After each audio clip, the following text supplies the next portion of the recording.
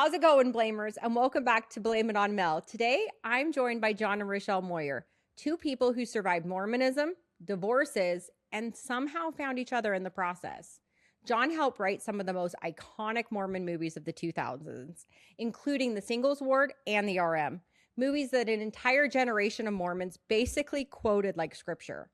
Now go ahead and fast forward. John leaves the church, he marries Rachelle, and the two of them decide that the obvious next career choice is to write a musical for ex-Mormons.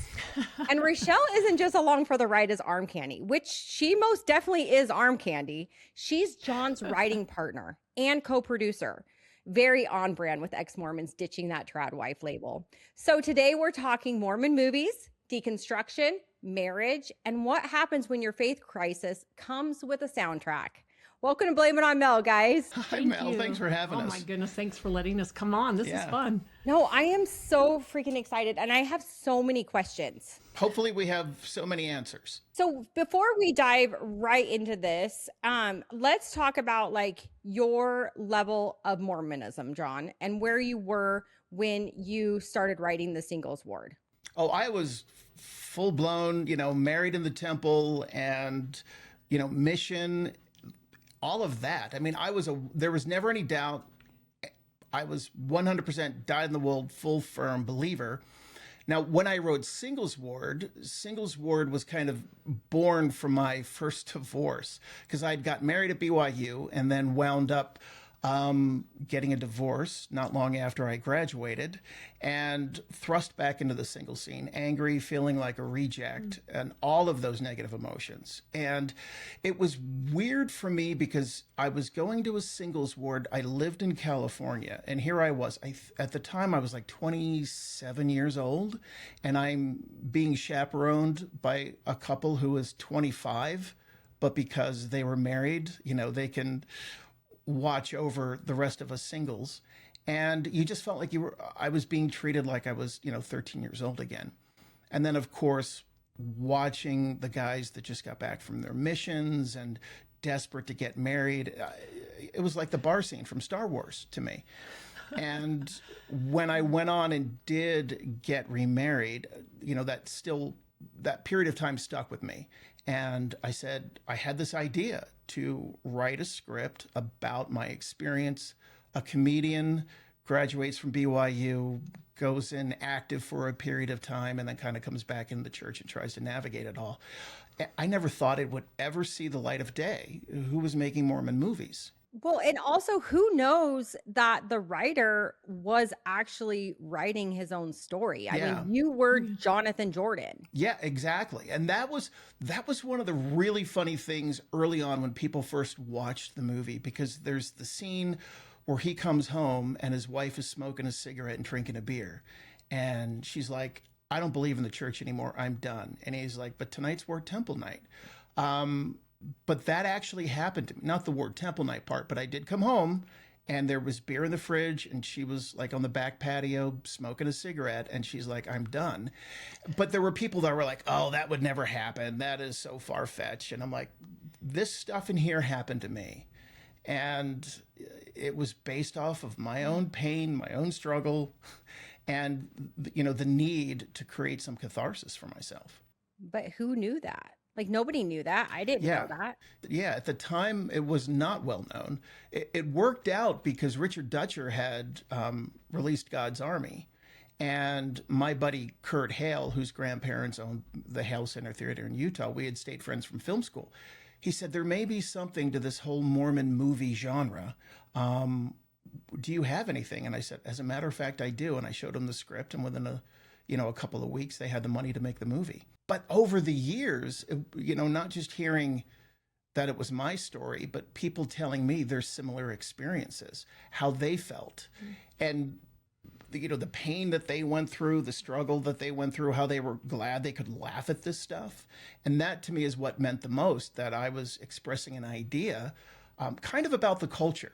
All of those movies, in a way, were my kind of Trojan horse.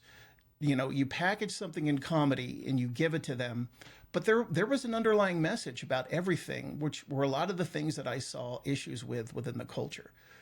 getting married just to get married, the first person that comes along, or the RM, it's like you go on a mission and everything's going to work out and life is going to be perfect, or Mobsters and Mormons, the commentary about, we don't accept anybody that's not exactly just like us. And that's where all that came from. It was just my way of holding up a mirror to the culture, saying, these are your flaws. Let's laugh at them, but let's think about it too. Well, you had said too, is that you could write about the culture, but when it came to the doctrine or scripture, that was completely off limits, right? Yeah, if we were appealing to an LDS audience, there was no way that we were going to make fun of the church as an institution or the doctrine.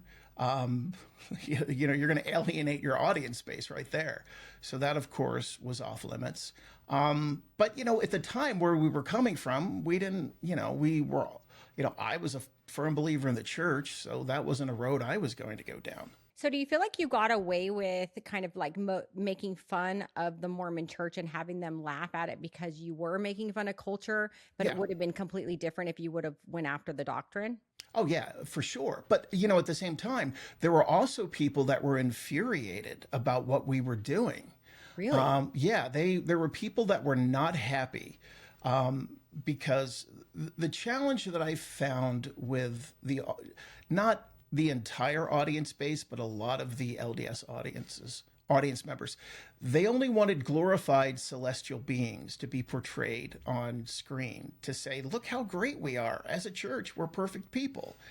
And there's a scene in Singles Ward where they're all going to watch a DVD of God's Army, and one of the girls, one of the dates gets upset because there's the scene in God's Army where they were like taking a picture of the missionary while he was in the bathroom on the toilet.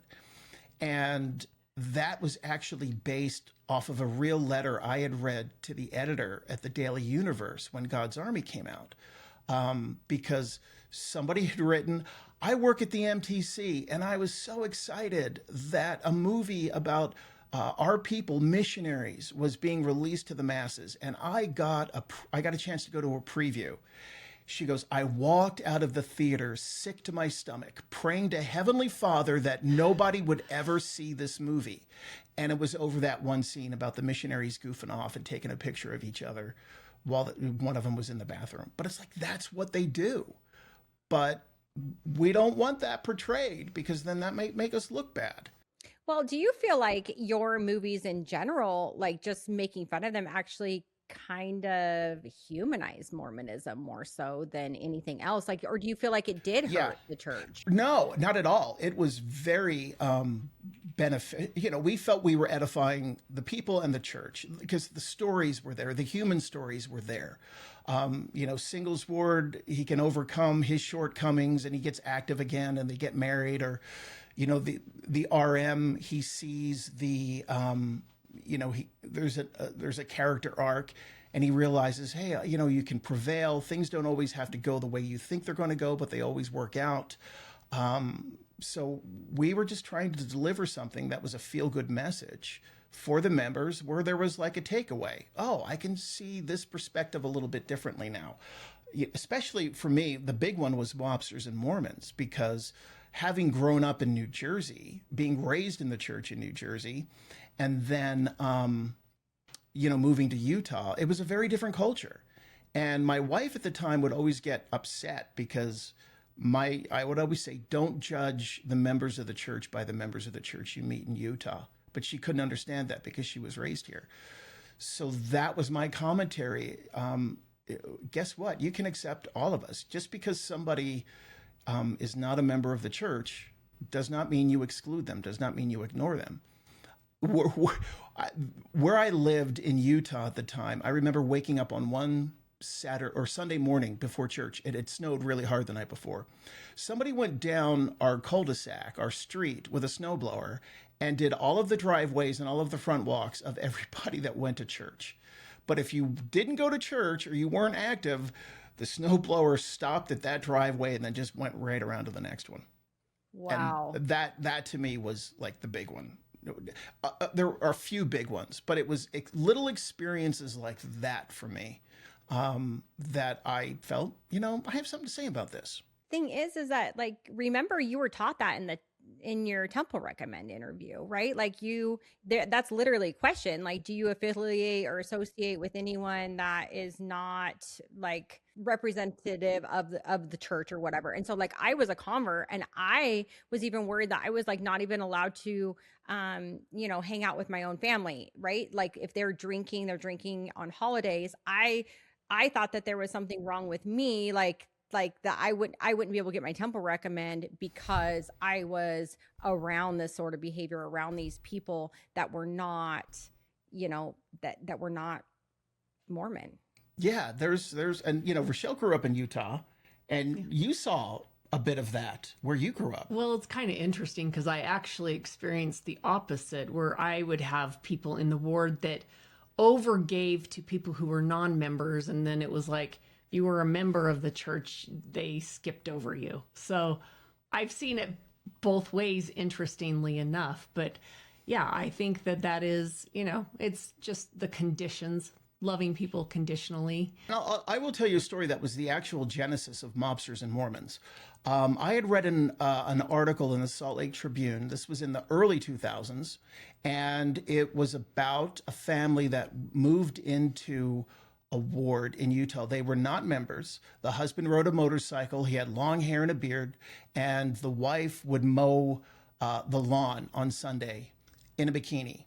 And she goes out to the mailbox one day, and there was a letter, an anonymous letter from one of her Mormon neighbors that said, "We don't want your kind here. How dare you?" That's in one of your songs, right? Well, yeah, my wife wears a bikini. Oh yeah, right. Isn't that? Yeah, I swear. Listen, I promise you, I have listened to Yeah. this soundtrack on repeat in my car. Like a listener, he sent it to me, and I am like so forever grateful. But I was like, how did you find this? Like Yeah. it was like brand new. I was like, how did you find this? And it was so good. I've been listening to it on repeat. Well, and we that appreciate was for that. Sure one of the, Yeah. that that's was actually for sure one of the lines. That's where one of that line came from. And what that woman did was she called the bishop and showed the bishop the letter.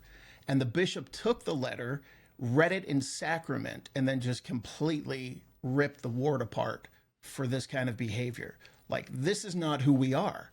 And that was actually where the genesis of Mobsters and Mormons came from. Let's bring some people in from the culture where I grew up in Jersey, fish out of water, and then explore that angle of them in Utah. So if you think about even like a line from like the singles award where it was like, you are 25 and if you are 25 and not married, you are a menace to society, right? Yeah. Did I get that line right? Yeah. And it was just, so funny that Steve Young, they were able to get Steve Young to do that cameo because that was a big deal. He didn't get married till older and late in life.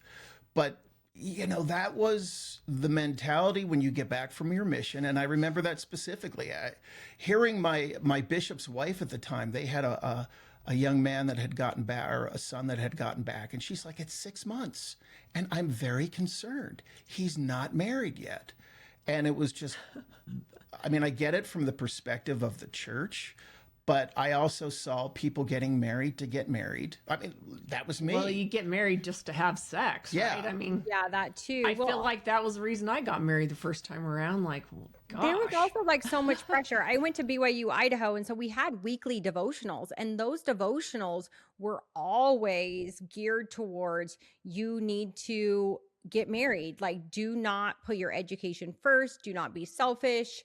All of those things, like your duty here, right? Your responsibility. And by the way, I joined at 19. So this is like I joined the church and then I went straight to BYU, Idaho. So I'm getting this like ingrained in my brain since like 19.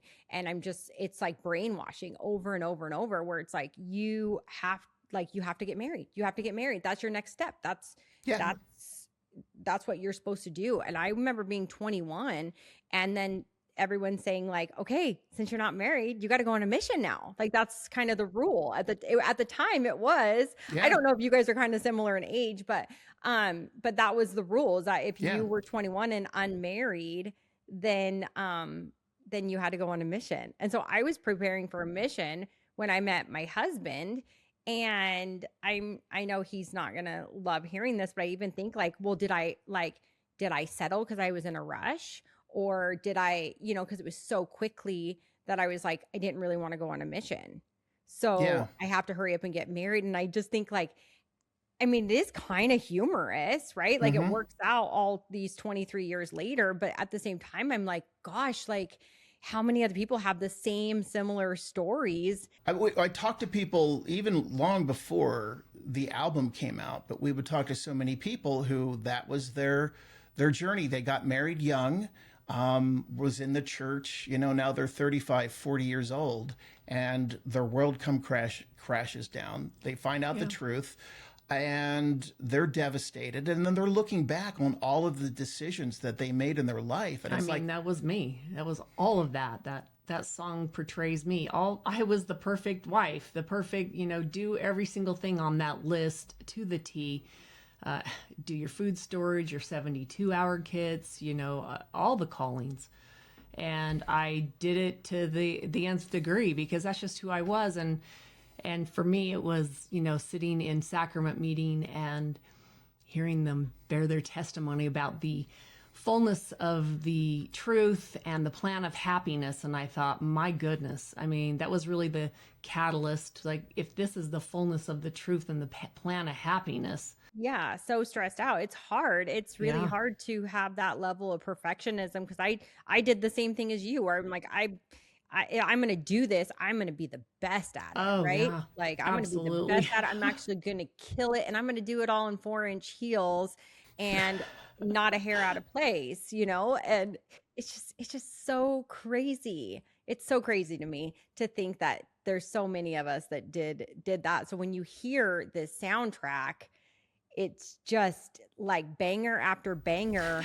And we have to laugh because that's what I said. After we got it done, I said, they're all bangers. And then, somebody else had said that too. And so realistically, every single, like there's 20 songs, right? Right. Yeah. So all 20 of them are real life experiences, either from ourselves or from other people that we witnessed. We didn't actually do the swinger scene, but we did. Yeah, we did not do the swinger scene. We did, witness that, and we did get hit on a little bit, and it just, so we kind of felt like we put that song in there as a warning. I didn't want to put the song in. I was like, I'm so glad you did, because I think we all did. Like I had a friend group that I wasn't really in there, but because a lot of them, they were from Utah. And when we moved to Utah, we weren't like people from Utah. They really like people from Utah, right? So if you're not from Utah, you kind of can't really get into that friend group, right? Yeah.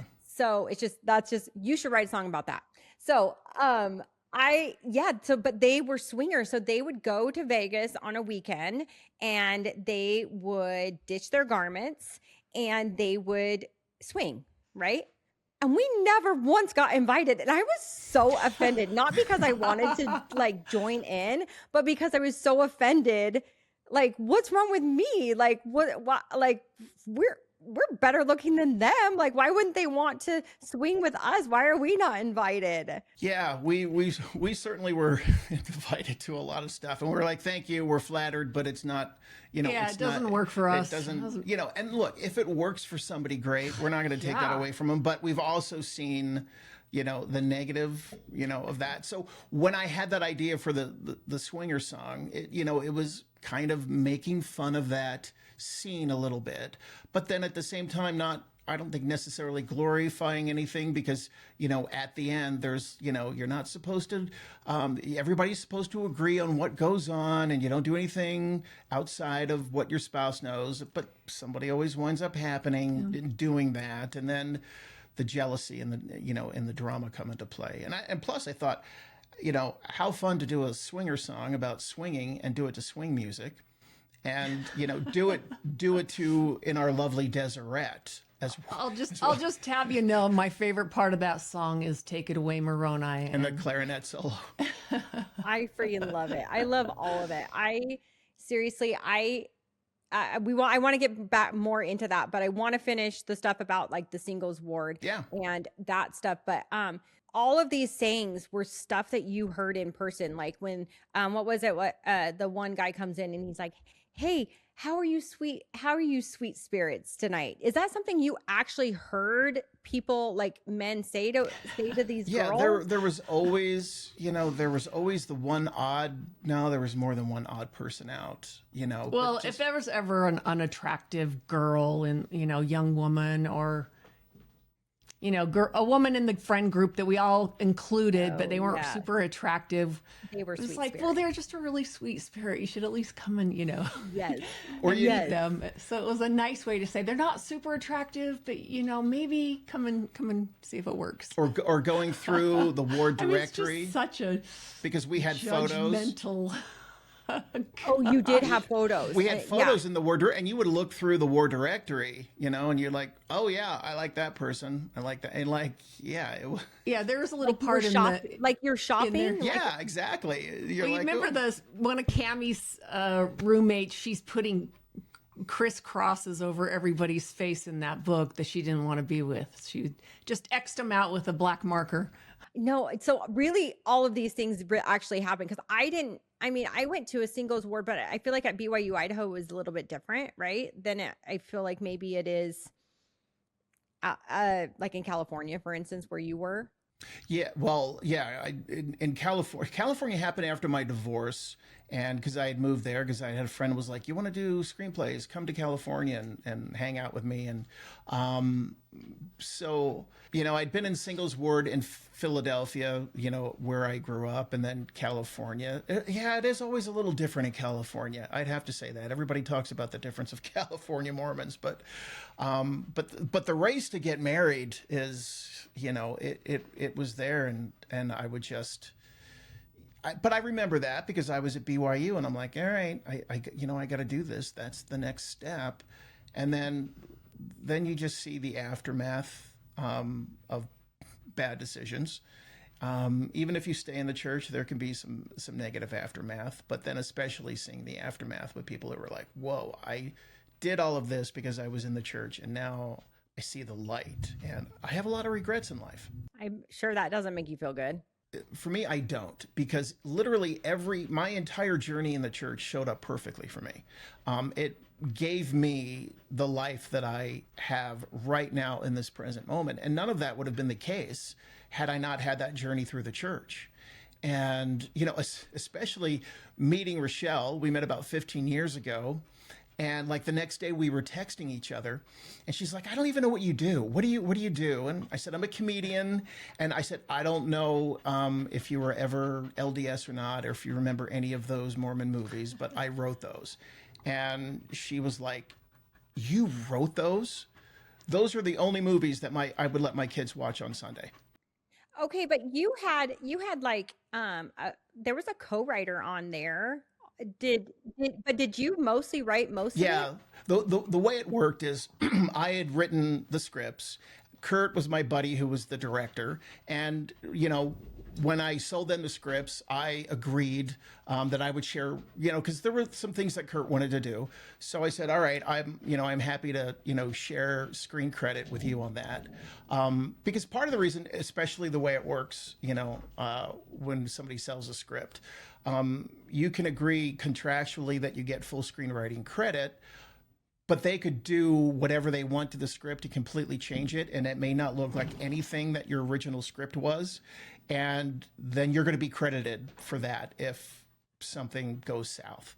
So I agreed, I said, "Kurt, I'll share screenwriting credit. If you want to make some changes, it's all good, and we'll share screenwriting credit." So yeah, Singles Ward originally 100% was, written by me. There were some tweaks that Kurt made to it, adding all the cameos. The cameos and stuff like that after the fact.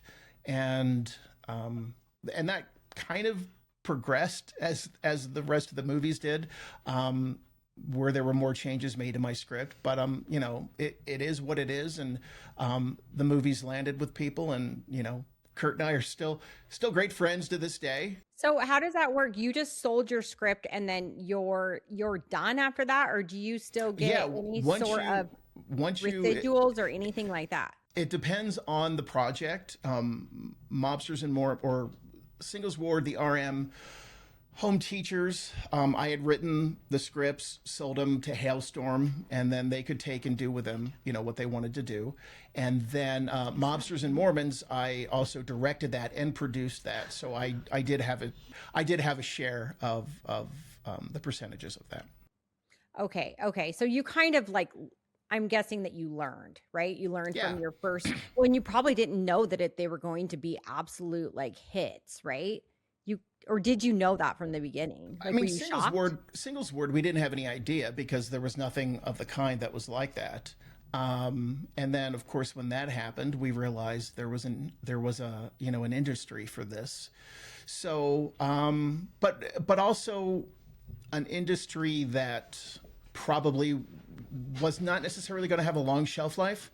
So by the time Mobsters and Mormons came around, that was kind of my swan song. Felt like I pretty much accomplished everything that I wanted to do, in the LDS movie genre. And it was always interesting too, because, when you're back then, it was, you put the movies in theaters, then you 6 months later, whatever it was, they come out on DVD. And it would be a little frustrating because you'd hear members of the church that say, we want movies that reflect our values, that we can, not the stuff that Hollywood puts out. And then you would put these movies out and then they're like, well, we're not going to watch that because it's a low budget movie. So we're not going to go and support the movies made by our own people, which I always felt that was a little ironic.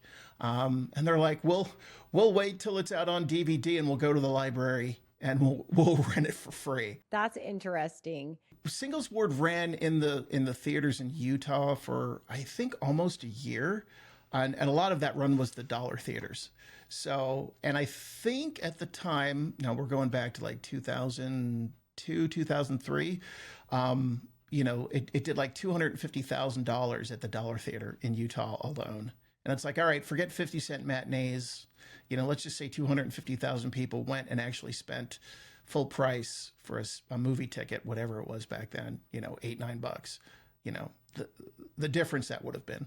Yeah. Was part of you like, oh shit, I probably shouldn't have sold it? Like I probably should. No, never. No, not at all. I was extremely grateful for the path that we went down. It benefited me, really well. And it benefited, the culture because of what I saw, how it was able to, entertain people and make them happy. And then it gave me the chance to, at the same time, finally do, Mobsters and Mormons, which for better or for worse was all me since I produced and wrote and directed it. So yeah, I'm really grateful for that entire time and the way that it all showed up. So did you feel like when you were essentially kind of making these jokes, you were making fun of the culture, was that also you seeing cracks in the system? I always had some issues with, what I would refer to as, I just think some of the mechanics of the church, like it was a Henry Ford assembly line, we're just cranking stuff out to crank stuff out. And we're overlooking the human experience or just being human to each other. When I lived in California, I remember the stake president there ruining the day that he created the Singles Ward because it was pulling down the stake's home teaching numbers that they were reporting to Salt Lake.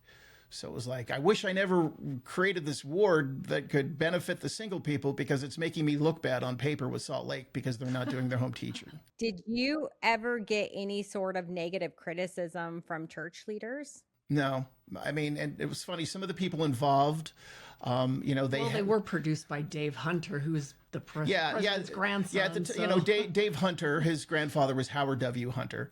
And they actually heard some good things. I mean, the church wasn't going to come out and make a statement on any of these movies one way or another, but behind the scenes, they heard, we appreciate what you're doing. So you can actually trace back the beginning of your deconstruction to one sacrament meeting. Yeah. That you were sitting there. Can you tell about that? Yeah, it was mid to late 2000s.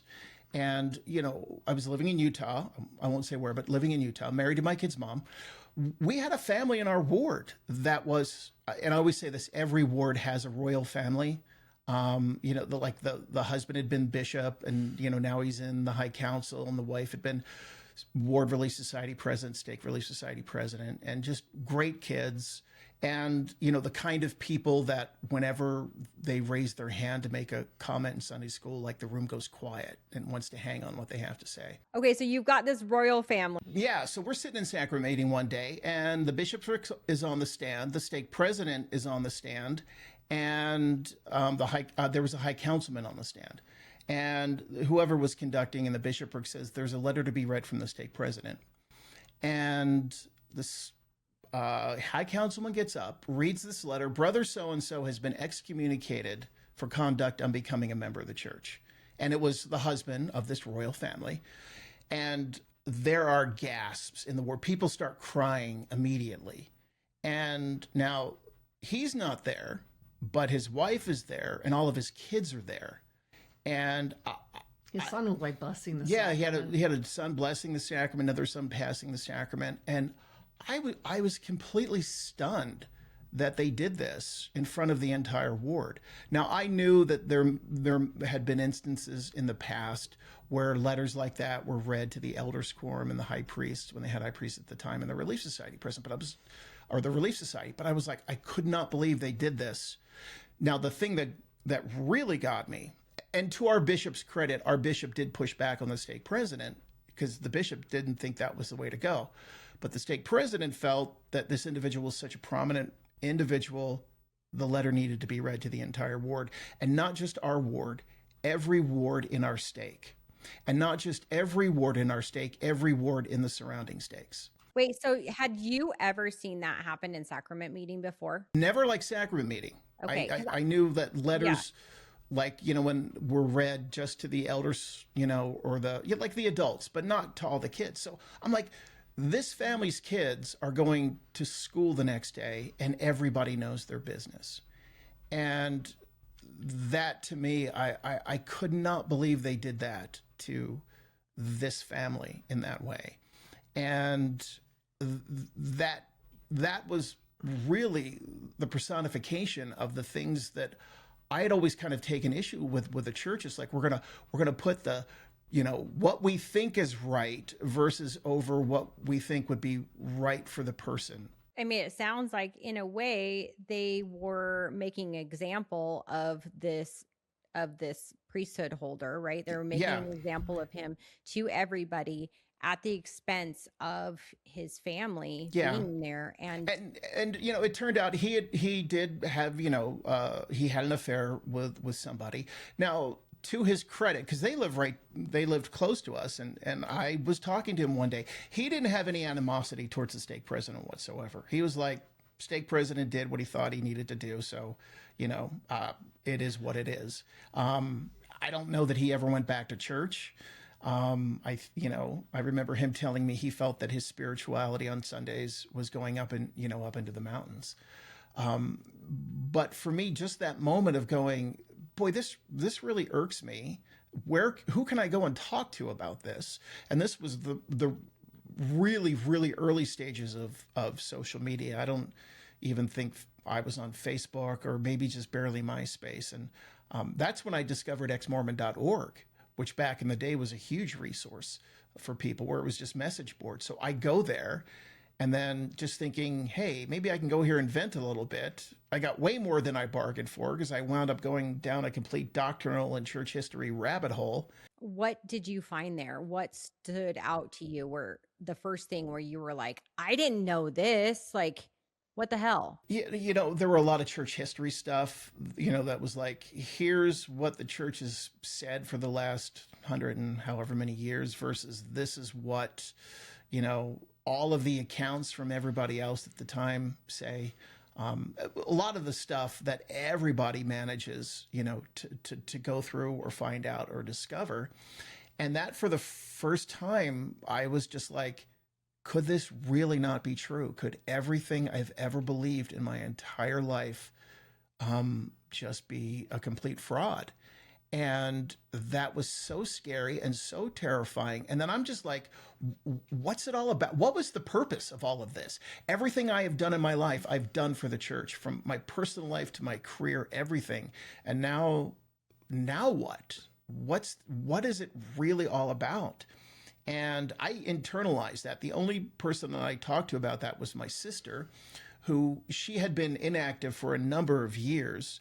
But then when I went and finally told her, she said, "Oh my God, I've seen the same thing. I think exactly like you do." I'm like, "Well, why didn't you tell me?" She's like, "I didn't want to upset you. I wasn't going to tell you." And that's Sister Tuttle too. Yeah, that's you'll hear in the soundtrack. Yeah, the reference to Sister Tuttle, and that's his sister. Yeah, that's she loves it, by the way. Yeah. I mean, when we were younger, she was the uptight Mormon. But one of the things that I always did in my movies, I always put like families' names, worked them into the script. Like when I was in Mobsters and Mormons, my character name was Agent Tuttle. I'm so confused because most people that go to these sites, right, like they don't believe it right away. How was it that you believed this stuff right away? It didn't take you any time or like or research on your own, I guess. Like outside. Looking back, it was enough. Like I didn't. As I looked at it, it was enough to go, "Oh my gosh, is this true?" And then, so it was a period of going back over a number of days and weeks, and then just looking stuff up on my own. But initially, it was the first crack that had opened the door for me enough to go, all right, well, maybe I'm willing to look. So yeah, it was a period of time. How long did it take you between that sacrament meeting and going on Ex-Mormon.org until you finally were done? It would have been, maybe a couple months, maybe a few months before it finally sunk in and I accepted it. And yeah, and then I'm like, okay, I'm out. And then of course I do what a lot of people do. Maybe I'm not admitting it to anybody, but I'm carefully weaving in comments into conversations and saying little things and, testing the waters to see, who can I provoke or, what is somebody going to say or think? So were you married at the time? Yeah, I was married to my kid's mom, and I did not say anything to her for quite a while. It was a number of months before I finally said something to her. And of course, when I did, she understandably had a complete meltdown and was very upset and freaked out. And she's like, "Have you told anybody else about this?" And I said, "I told my sister." And then she was even more upset. She said, "You told her. Why did you tell her before me?" And I'm like, "Because of this moment right here. This is what I did not want to experience." So you were able to transition though, like as far as having different faith marriage for a little while then?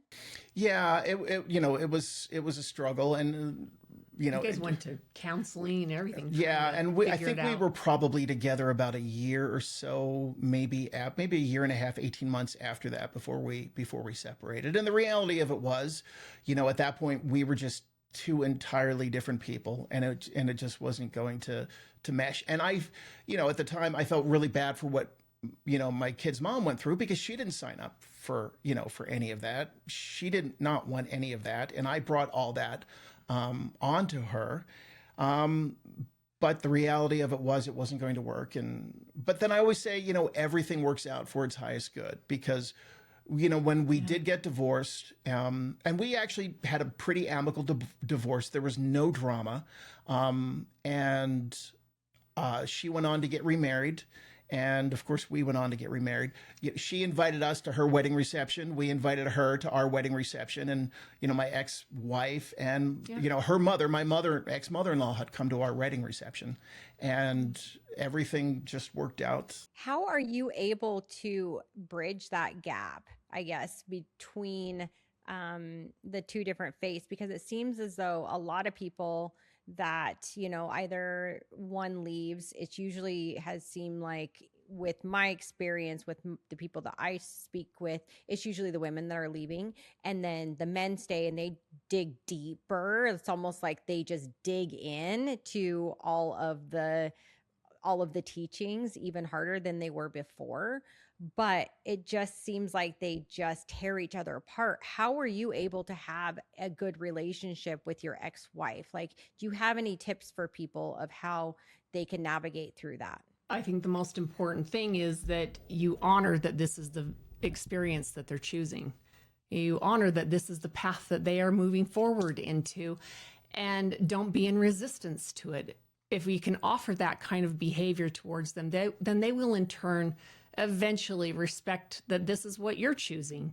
And in the beginning, I had this experience with my parents. You know, they freaked out when they saw I wasn't wearing my garments and that I had stopped going to church. I was friends with non-members and dating non-members. I mean, they were horrified by it. And I never tried to tell them that they were wrong. I knew it wouldn't work.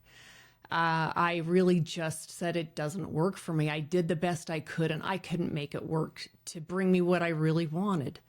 And that, you know, that is just what I kept reiterating over and over until finally they were like, okay, we're not going to get anything else out of her. And there is no point to arguing. What are you fighting for? You're just participating in fighting. And so it's allowing them their experience and honoring that it works for them. And I would even say that I can honor that this works for you. It just doesn't work for me.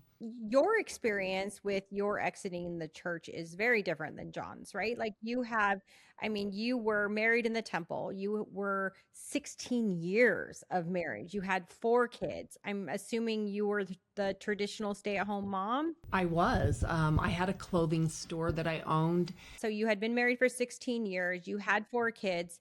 You, at 35, decided that you would go back to school. I actually just started reading all these, you know, new age books, self-help books, anything I could get my hands on, quantum physics, biogeometry, you know, you name it. I just went down this path of looking for everything outside of the church that I had been told not to look at, just to see what, you know, if I could figure out what it was that I didn't know so that I could be happy, because I felt like I had done every single thing that the church had taught. And at the end of the day, I was not happy. However, you know, you're not taught how to heal your trauma.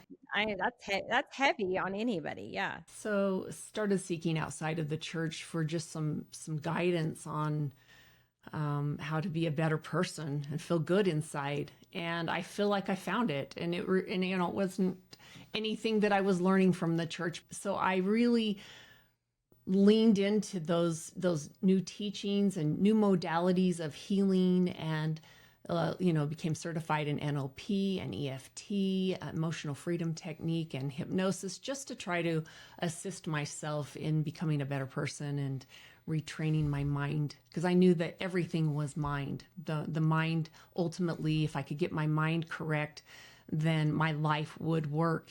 Are you able to hypnotize yourself? Oh, absolutely. Yes. What? Absolutely. Yeah, that's how I got started too. Yeah. So shifting into self-hypnosis and because creating... it's like meditation. Hypnosis and meditation are sister states of mind. So yeah, but you just shift into a different frequency of the mind, and you tell yourself a new story. You start to reprogram your thoughts into, you know, joy and success. But everything that I was learning just didn't allow me to believe everything about the church was true. So I kind of started to let it go a little bit. And I was like, you guys can go to church. I'm going to stay home today, which, you know, horrified my husband at the time, you know, because we'd both been gospel doctrine teachers, you know, we were all in. He went and talked to the bishop about the fact that I was, you know, kind of questioning the church, not caring to go anymore. And the church, and our bishop said, she's going to take your children out of the church, and she's going to destroy your eternal marriage. And so he took that as, you know, advice to divorce me. So he came home from a bishop's interview and said, we're getting a divorce. And I said, what? Are we in a fight? Like, it just came out of nowhere. And he's like, yep, you're going to take the kids out of the church and you're going to destroy our eternal marriage and we're done. And he was serious. He packed all his stuff up and moved into the basement, and we were never again together. I spent 6 months begging him to change his mind and crying and doing all the things, you know, to try to make it work. And he did me a favor and forced me to to walk away. I just leaned into it. It was very difficult. It was very scary, as you know. I was very alone. I had nobody, I had no friends. Everybody unfriended me on Facebook, in my ward, for the most part. It was devastating, I'll tell you what. But I understood why. You know, I had been there. I was once a true believer drinking Mormon Kool-Aid, you know, as it says in the songs. And we, my children and I moved in with my parents and my children. I was very honest with my kids during the entire, during the entire time. Right from the beginning, I would say, I'm starting to think maybe, church might not have all the answers. What do you guys think? And they would, yeah, Mom. So as I just deconstructed, I made sure they deconstructed with me. And I only ever just asked them their opinions when I was struggling with things. I didn't tell them what they should believe. I didn't tell them they couldn't go to church anymore. I didn't, any of that. And then also when I finally did leave, I did not take my children to church and just drop them off. I didn't ever promote that because I knew I'd be sending them away to be poisoned against me. And I see that done a lot where, if your kids are really young, I would say don't send your kids to church just because they're, it's the cool thing to do. Well, you are not wrong at all. I had a very close friend that the same thing happened, and their leaders, their teachers, their primary teachers would all speak very unkindly about the mom, and she thought she was doing the right thing by taking them to church on Sundays, right? And she would just sit out in the foyer. And so she thought that she was doing the right thing because she was saying like, I made this choice. I'm not going to make it for you. And it's backfired. It's completely backfired. So I do agree that's like really good advice. And also I'm just so grateful that you said it out loud because there's so many people that don't know. And then have honest conversations with your children. Yeah. Be honest about what you're feeling and what you're going through and what you're experiencing and why you're having this trepidation about the teachings of the gospel, and ask them their opinion. When I was leaving, they were debating same-sex marriage, and I said to my children, what do you guys think about that? And they were, we don't care. And I said, I don't care either. And I just said, I don't think it works for me anymore. I never said the church was wrong or bad, because what kind of person would I be if I'm like, well, the church is wrong and the church is bad? I mean, they're all just doing the best they know how. I know because I was once one of them. And I just shifted it to that just doesn't work for me. I just can't make that work. And when you shift out of right and wrong into working and not working, it seems to shift everybody around you because now you're not putting people on the defense. It's a very healing tool to utilize. Were you surprised at all when you asked your children if they had any doubts when you expressed your doubts? Were you surprised? I actually was, and all of them had a little bit of doubts about this or that, but I never really was like, oh yeah, church is so bad because you're right. I just said, oh yeah, that's a good valid point. That's very interesting. I stayed very neutral because I knew that if I taught them to hate the church, it would just be very unkind to their father too. I thought I was doing a killer job with my kids. I really did. Like I was in all the presidencies. I mean, my kids were all in, like positions within their little quorums and stuff. And I remember saying to my kids, hey, I just so you know, I'm not going to church anymore, but if you want to go, I'll still take you. And every single one of them were like, no, we don't want to go. And I was like, what? I was like, are you serious? Like what? I thought you guys were all in. And they're like, no, we are only going because you're making us go. I was like, I didn't think I was making you. I was just going to say the irony is about 18 months after they got divorced, her ex-husband, Rob, called her up and was like, what was the stuff you were he's like, we just got to a place where, he wasn't angry with me anymore or fearful or worried. he came back and asked me, what was it? Why did you leave? You were so strong in the church. And I said, don't you think we could have had this conversation before we divorced? Like, he just wouldn't have it. Yeah, that's what I was going to ask you. Like, looking back on it, do you think that it was more the fear for him, or was For it sure. that the obedience that you're taught to do what like the bishop tells you to do? You're taught to, he's your steward, right? Like, you're supposed to do what the bishop says. It's both. Absolutely. Yeah. How did that affect you at all?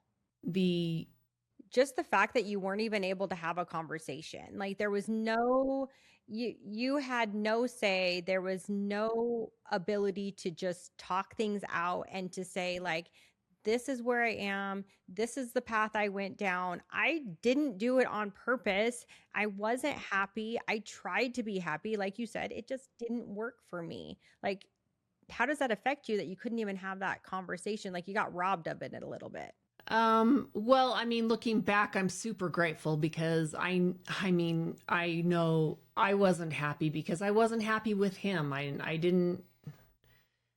Wasn't happy being a Mormon. I just wasn't. I did it to the nth degree, like I said, and it's just like, there was no happiness in it for me. It just felt like everybody was fake and everybody was pretending and trying so hard, and then just the self-deprecation that we are taught to do, and listening to these women who are just these phenomenal, beautiful, amazing people that I went to church with, just believing that they fall short and they're just not enough and they need a savior. And I made, a man on a cross die for my sins, and just all this stuff that we believed about ourselves. And it was just so off-putting to me.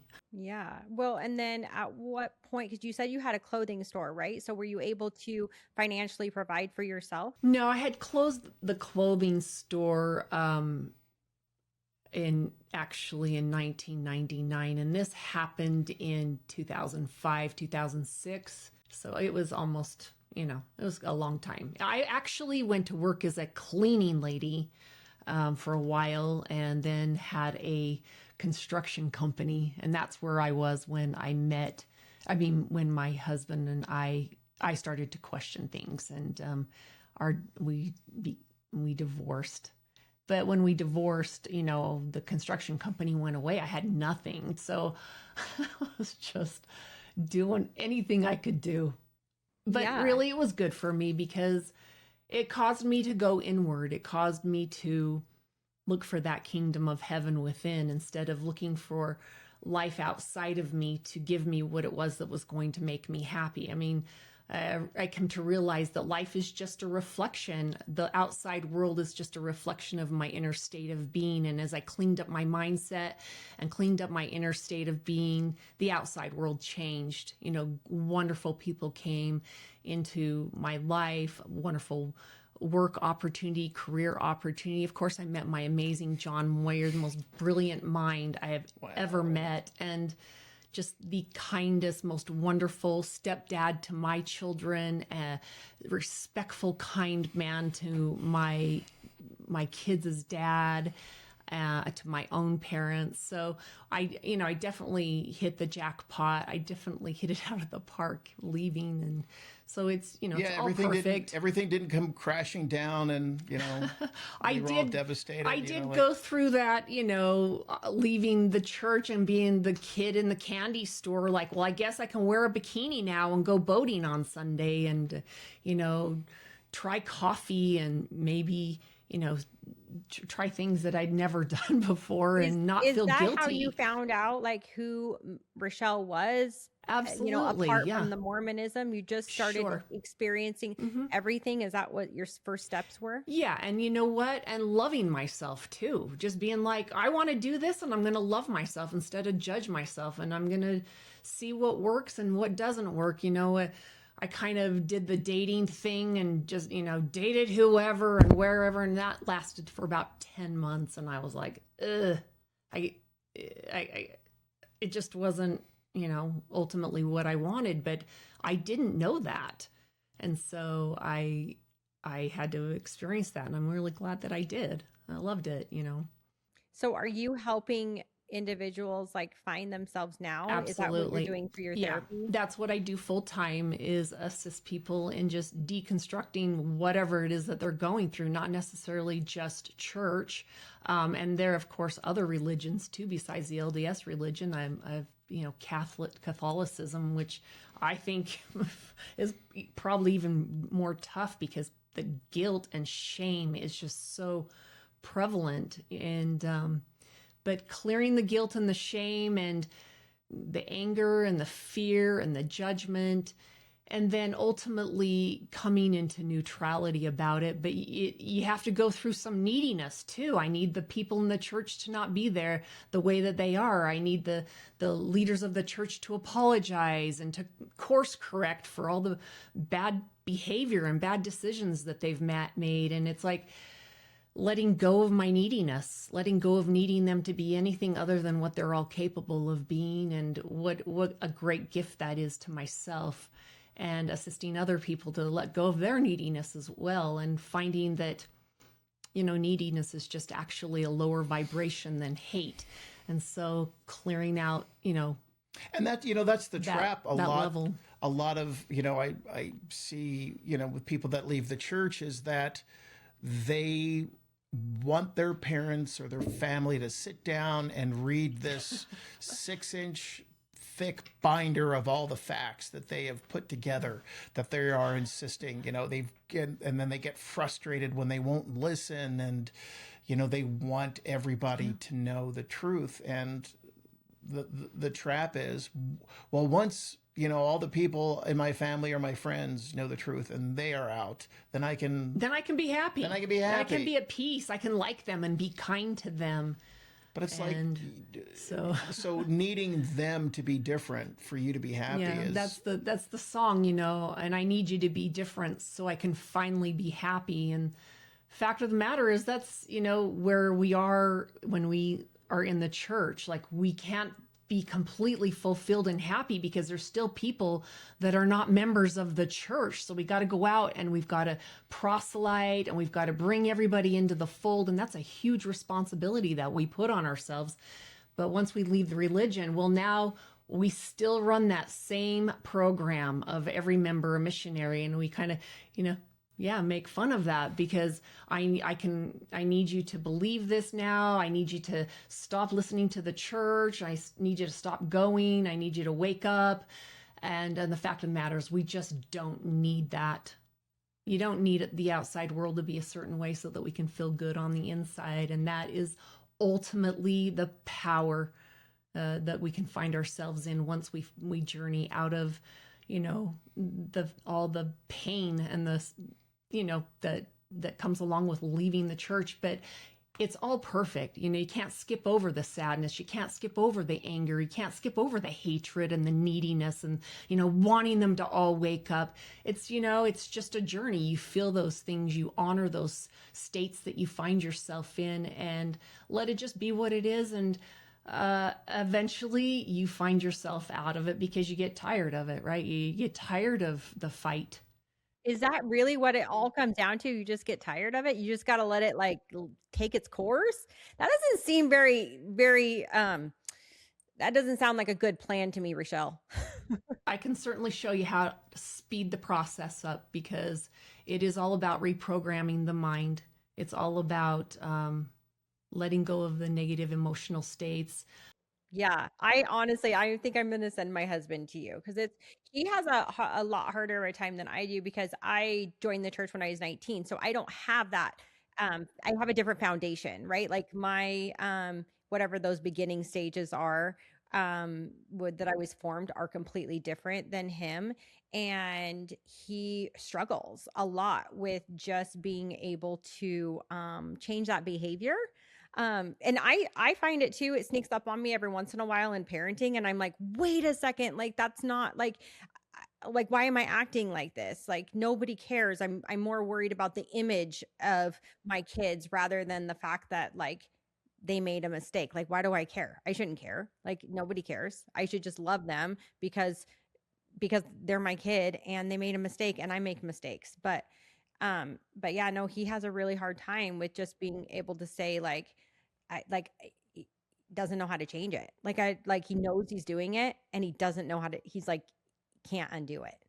I'm like, is that a common thing Oh my that you come goodness, across? absolutely. Because like these people, they know it. They know that they're damaged. They know that they have this trauma and they just can't shake it. And I don't know if that's why like there is like that anger that you were saying that people have, because they're like, they want to have somebody take that responsibility and kind of off of them so that maybe they don't have to feel like they were to blame. I don't really know, but it does seem like you said, everyone's very angry and like that song, Every Member Missionary, like our mission field is now like all of the Yeah. like all of the other Mormons. Yeah. I mean, that's how you feel. The church is our mission field. Yeah. That's how you feel when you get out. It's like, okay, now everybody, here's the new program. Get in line. Listen, here's what I've, got to teach you. And it's, it's not true. Well, I think most of it is because like we all experience these things and we were all told to be silent, right? Like we were all silenced. And that is what is really hard for us, is because we're like, no, we will not be silent anymore.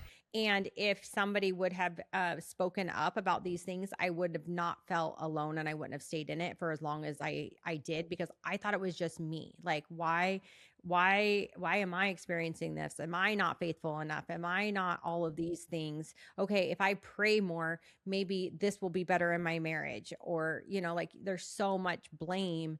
And so I think when you get out, you're like, oh yeah, like you want everybody to be able to have a voice that didn't get a voice. Cause like, I mean, like you got a letter, like basically read to you that bishop had an affair. Like I was the whistleblower in my ward.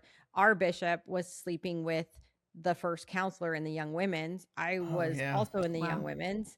And so I blew the whistle on it and nobody believed me, of course, because the stake president was the brother of the bishop. And so I went to the stake president and he didn't believe me because he never would believe that his brother would do that or wanted to cover it up. I'm not sure what it was at the time, but the fact is that I was told that's not true and you need to not tell anybody about it and be silenced. And I was like, I know for a fact it's true. I know for a fact. I've seen it. I know it's true. It happened at girls' camp. I was there. I saw it with my own eyes.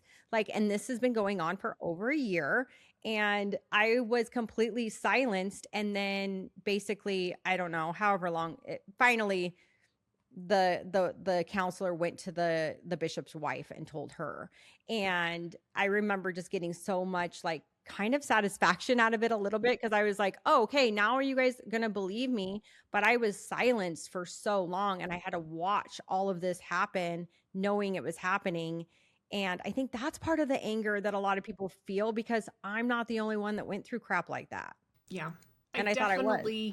I definitely went through the anger with, an incident that happened in my ward. I was the primary chorister, and we had a little sunbeam in our on the front row of our primary, and her mother was the pianist, the accompanist, and we had the counselor not counselor, what is he? He was a ward clerk in primary also, just sitting behind her. And when she turned around and saw him, she freaked out. This is the little girl. When she turned around and saw him, she freaked out like she had seen the devil. And she came and ran and hid behind the piano. And I witnessed this. And so I stayed after and I asked my friend that was the pianist and the little girl, like, what's going on? Well, the little girl said that when the ward clerk's wife was tending her, that he had touched her inappropriately. And so I'm like, well, let's go to the bishop. Let's go talk about this. So they did tell the bishop what happened. And I told, what I had witnessed. And so our bishop interviewed the ward clerk and he denied it. And so he came to us and said, oh, the bishop told us, oh, she's just making it up. It didn't happen. And I went home and told my husband at the time, and he ended up just calling the police. And with the interviews and everything, I mean, there clearly was something going on. And there was a big division in the ward. Huge division in the ward. Basically, like, it was us and this family against the ward. It was so bizarre because, you know, people didn't want to believe this was happening. Ultimately, I sat through all the proceedings, the court proceedings and stuff, and he did end up admitting it on the stand that he was guilty. He did take a plea deal. And I remember telling my bishop, oh yeah, I went to court today and brother so-and-so, he pled guilty. And my bishop, he just couldn't believe it. But, you know, didn't apologize, didn't clean that up with us at all. He just was like, wow, and left, you know, never to speak about it again. But it just... Well, honestly, that's probably the first time I've ever heard of justice happening. I feel as though I've heard this so many times and it just gets swept under the rug. So I'm just honestly so grateful for your husband that he was able to speak up and to call the authorities. And I'm sure CPS was involved in everything. And so do you know, was that plea deal, was it so that he didn't have to be on the sex offenders list? I feel like that happens a lot. I'm not entirely sure. I didn't follow any of that. I really was just more of my husband followed all that, but I just didn't. I let that go. I really focused on, you know, loving my girlfriend that played the piano and her little girl, and, you know, being there that way as a friend. So, but also good for you for recognizing that and seeing that and following up at the end of primary and saying, like, this isn't right, like what's going on. Because if that didn't happen, that never would have gone on where you would have even had that information to be able to go to the bishop and help them with that. Like that's a very brave thing that you did, and definitely was perfect how that all unfolded.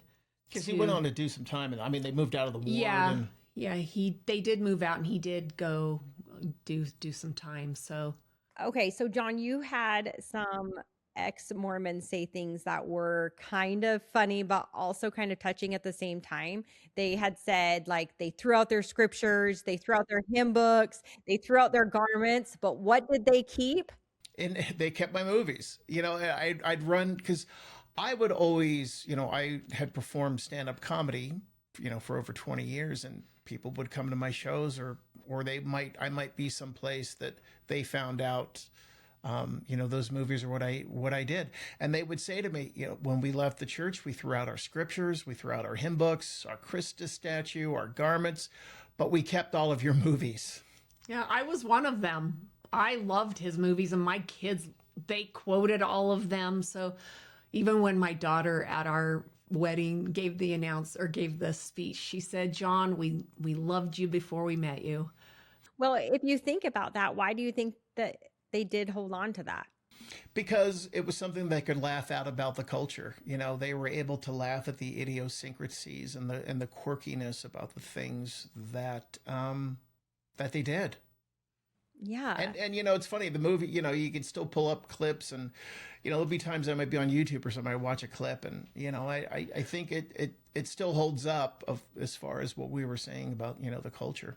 Well, do you feel like now looking back that you were kind of, I mean, in a sense, you were kind of documenting all of these things that were wrong within the culture of the church, and now seeing all these people that are leaving, a lot of it kind of stem from the things that we're making fun of. Yeah, a lot of it did stem from, you know, from all of that. So it's been an interesting 180 from, you know, where we're at now in creating this album. But it was a case of, I felt that it was calling to us, that we couldn't avoid what we, you know, the things that we experienced with other people, or that other people were saying to us. And because for the most part, for the last, you know, 15 years, whatever it's been, you know, our identities haven't really been ex-Mormon. You know, it's not a lot of stuff that we had followed, or I could always tell on social media when somebody just left the church, because it was like they'd be making angry posts about the same things I was making angry posts about, you know, 17 or 18 years ago. But then just having more and more people come to us and say, I've just had my crisis of faith. How did you navigate it? How, and seeing kind of an uptick in that, I think, too. And because the environment and the temperature is very different now than it was, 20 years ago when I first started to question and look into things. Why do you think that is? Because of the fact that, 2005, 2006, 2007, it's still early days of social media. You maybe had like Ex-Mormon.org, and a lot of people, the information was available, but you kind of had to look for it on the internet. But then as that genie came out of the bottle, as more people were able to communicate and talk to each other. Because if you go back 30 years and somebody goes to the bishop and says, look, the rock and the hat thing, that's not true. Don't talk about it.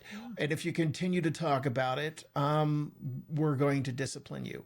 Well, if they lived in the middle of Nebraska, they probably didn't have anybody else that they could talk to. Whereas now, all of a sudden, anybody anywhere around the world who has these questions or has these issues can immediately connect to everybody else who has that knowledge, who's been through all of those experiences as well. It's very important to have that too, to have people to turn to and to talk to. I mean, I didn't have that, and I really, think that it's important to be able to have somebody to listen to. Yeah, and we have more of that now, and I think that's why we've seen so many changes, I think, with the way the church has decided to do things, but then just see more and more people leaving. And so many people that we know, people that were active, people that were faithful. Rachelle had somebody a few months ago who was one of the ones that ostracized her early when she first left, and they reached out to her and said, I am so sorry. Yeah. I get it now. Yeah. So it's just snowballing and it's compounding. I'm super grateful that I wasn't, I wasn't unkind, so that I felt like, if I would have been unkind or mean, that we wouldn't have been able to have fixed those relationships. But it was, took for them to leave the church to realize I'm actually a really good person. I just, don't want to be part of that culture anymore. The thing is, for us, we're not looking to be the grim reapers of anybody's faith. Yeah. We look at ourselves as kind of those individuals that, look, once you're out, if you have questions, how do I navigate this?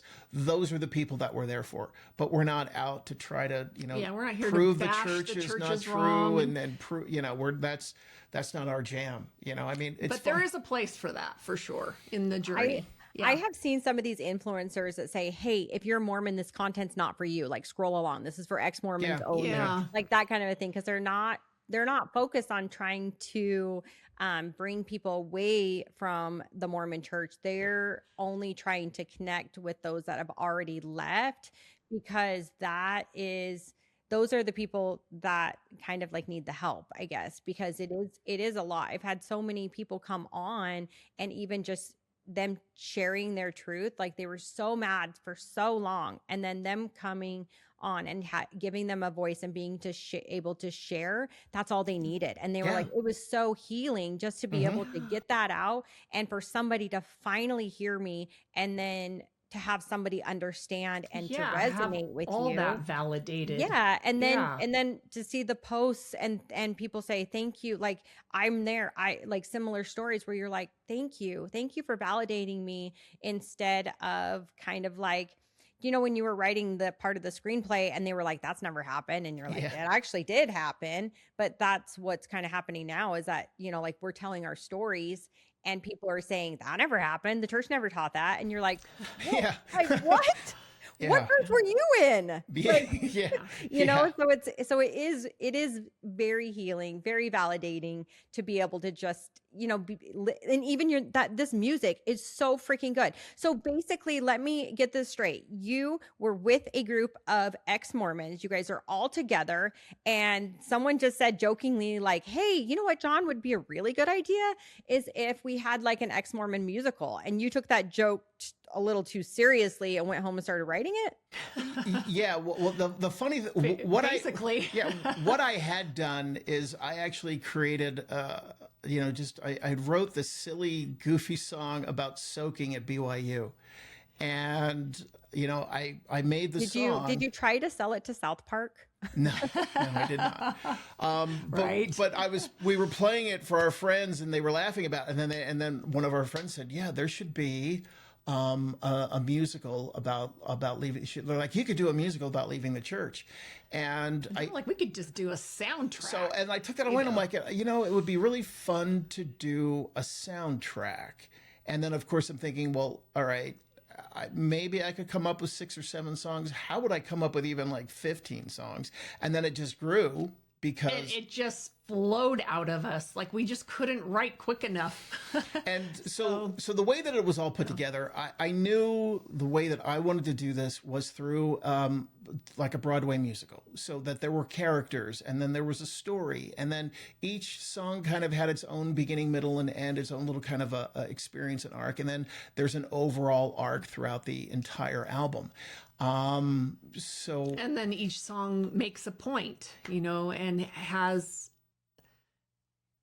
situations in it that will actually trigger some commentary about it, from your own experience. Yeah, because so what, we would write these songs, and now in a perfect world, somebody could come and say, here's a blank check, go the traditional route, and go hire, get all this, put this, all that together. That would have been, great. But I'm also, I'm kind of a tech geek, and I've been in both the video production and content creation pretty much for, the better part of my life. So I'm always looking at what is the evolving technology, what is the developing technology.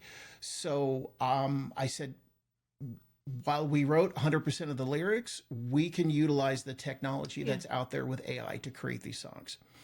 And also I am a musician. I mean, I played in the University of Utah Symphony. I did music theory, and so it was kind of easy to just go, okay, put this song in F sharp, make it a 4/4 time, just talk about this key signature, or add a cello here. You can do certain things to kind of get the music to go the way that you would like. Yeah, and I feel like it just fell together, Well, and which is the thing that we were supposed to do. I was so happy when I pulled that up, and you can, I see your name right there with John's. Like I mean, as a newfound feminist, I didn't know that I was, but thanks to all the haters out there, apparently I am a feminist. And I was like, because someone said it to me like it was an insult, and I always thought that being a feminist was an insult, and then I actually like gave it a Google search, and I was like, oh, it basically just means that men and women are equal, like equal rights for women and men. I was like, I'm 100% a feminist. So now that I'm a feminist, I'm extremely, extremely excited to see that like you are on all of these. Like you, not just like you're listed as a lyricist, you're executive producer, or, co-executive producer. Like you are side by side with your husband writing this.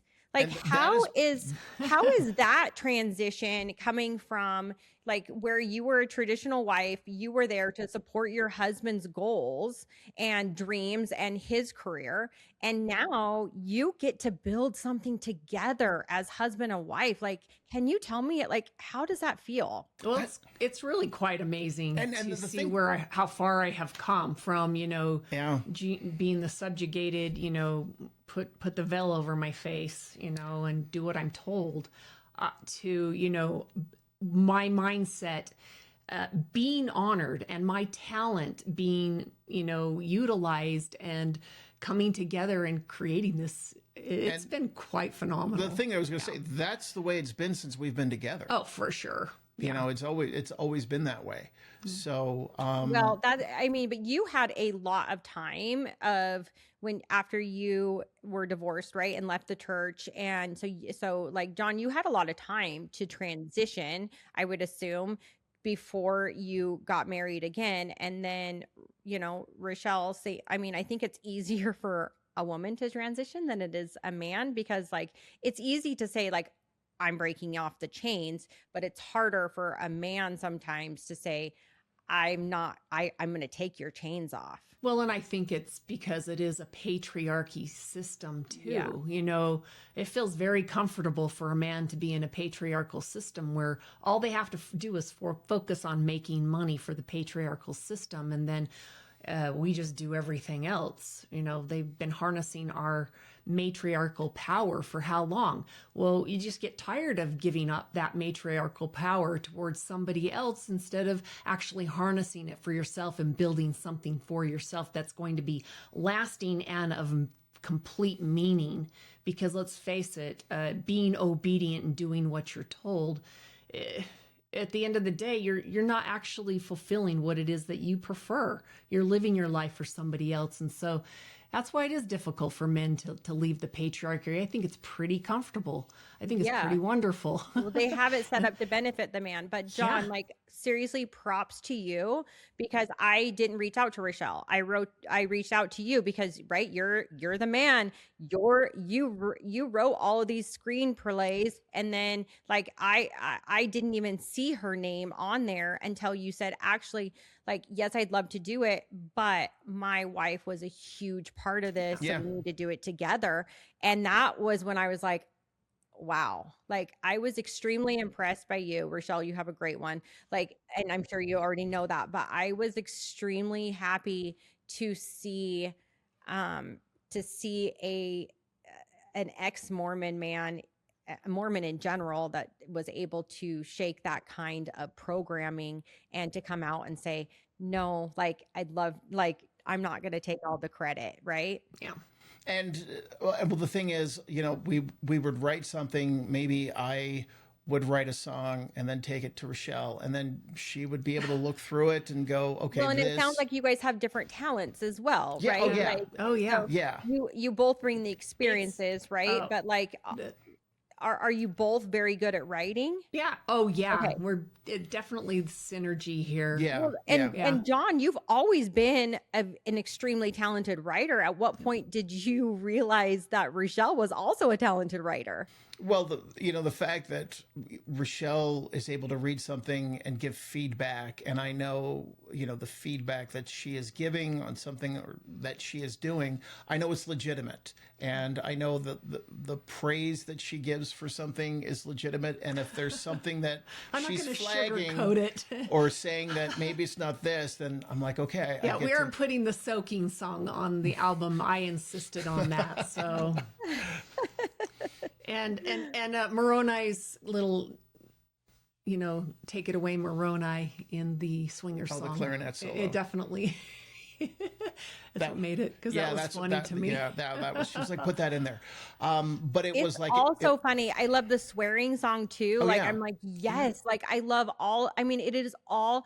I am not kidding you. There is one banger after another. It's not like you have an album and there's like three or four hits. Yeah. No, like, I love them all. I put them all on repeat. Yeah. It is so good. You guys are so talented. You made such a good team. And so tell me about the characters. Like, who are the characters in this? The idea basically was, the story would be, you would start off with, kind of the angry ex-Mormons, that's like the ex-Mormon, every ex-member a missionary, that are in your face. That's all they're talking about. They're trying to push your buttons. And then, okay, well, from that, somebody comes across the CES letter, and then they read that. And then they start to have, their doubts. The cognitive dissonance. And the cognitive dissonance. Yeah. And then it's the realization, every fiber of my being. I lived my whole life in this church. I did everything. And, for what? And then, of course, the shelf collapsing, and then going on through, how am I going to tell, my friends or my family? How am I going to face that experience? To then maybe feeling like you're ostracized by everybody because we're not being exactly like you. The liberation of taking off your garments and having coffee. And then talking about some of the more difficult things in the church, the bishop's interviews, the hotline. And the exploration, the swinger song. Ooh, this might be a path we could go down. But then going through the ayahuasca journey, and then having this realization that, you're kind of one with everything. There's no out there. It's what happens with inside of us. And then at the same time, realizing it's not about the Mormon church. It's about my mental prisons that I'm creating for myself. And then from that, going to mental consecration. I've invested so much of this church in my life, and now I'm still obsessing about it. I'm still thinking about it. And, there is a way to be able to let that go and, not be, you can still be Christ-like and not be a horrible person to everybody else. I won't use the language that's in the song on this. But then saying, wow, there's a better way. And then of course, Rachelle, 100% Meet Me at Love was her song, about my mother. My mom's an angel mother. I love my mom, and that was very difficult for my mom to watch me leave the church where I was like, her best friend and her confidant. And, she was my buddy. And I felt like, as I was leaving, I was losing that. And, it's a very emotional song for me because I spent my whole life in the church. It was everything. And I did the very best I could, but at the end of the day, I just didn't pan out. And it's not that, you're bad or wrong, and I can honor that it still works for you. It's not going to work for me. But ultimately, what do we all prefer? We prefer to love each other. So, meet me at love. And that is the ultimate message of that. And when we meet each other at love, I don't need her to be in the church or out of the church, and she doesn't need me to be in the church. We just treat each other with kindness, respect, right exactly where we are. Yeah, I love that. I love that.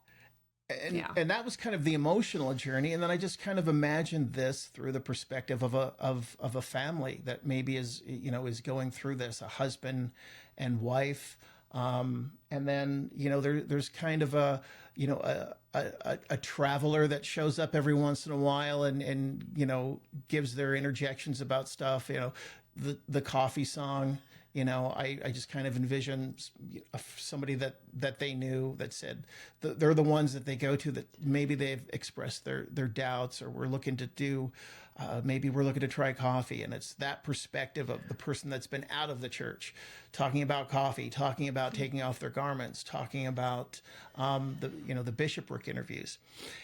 But the very first song, the Praise to the Man and That Man Would Be Me song, that was one of the last songs, and it happened by accident, because a friend of ours had heard an early version of the album, really loved it, and then said to us, well, I own josephsmith.com.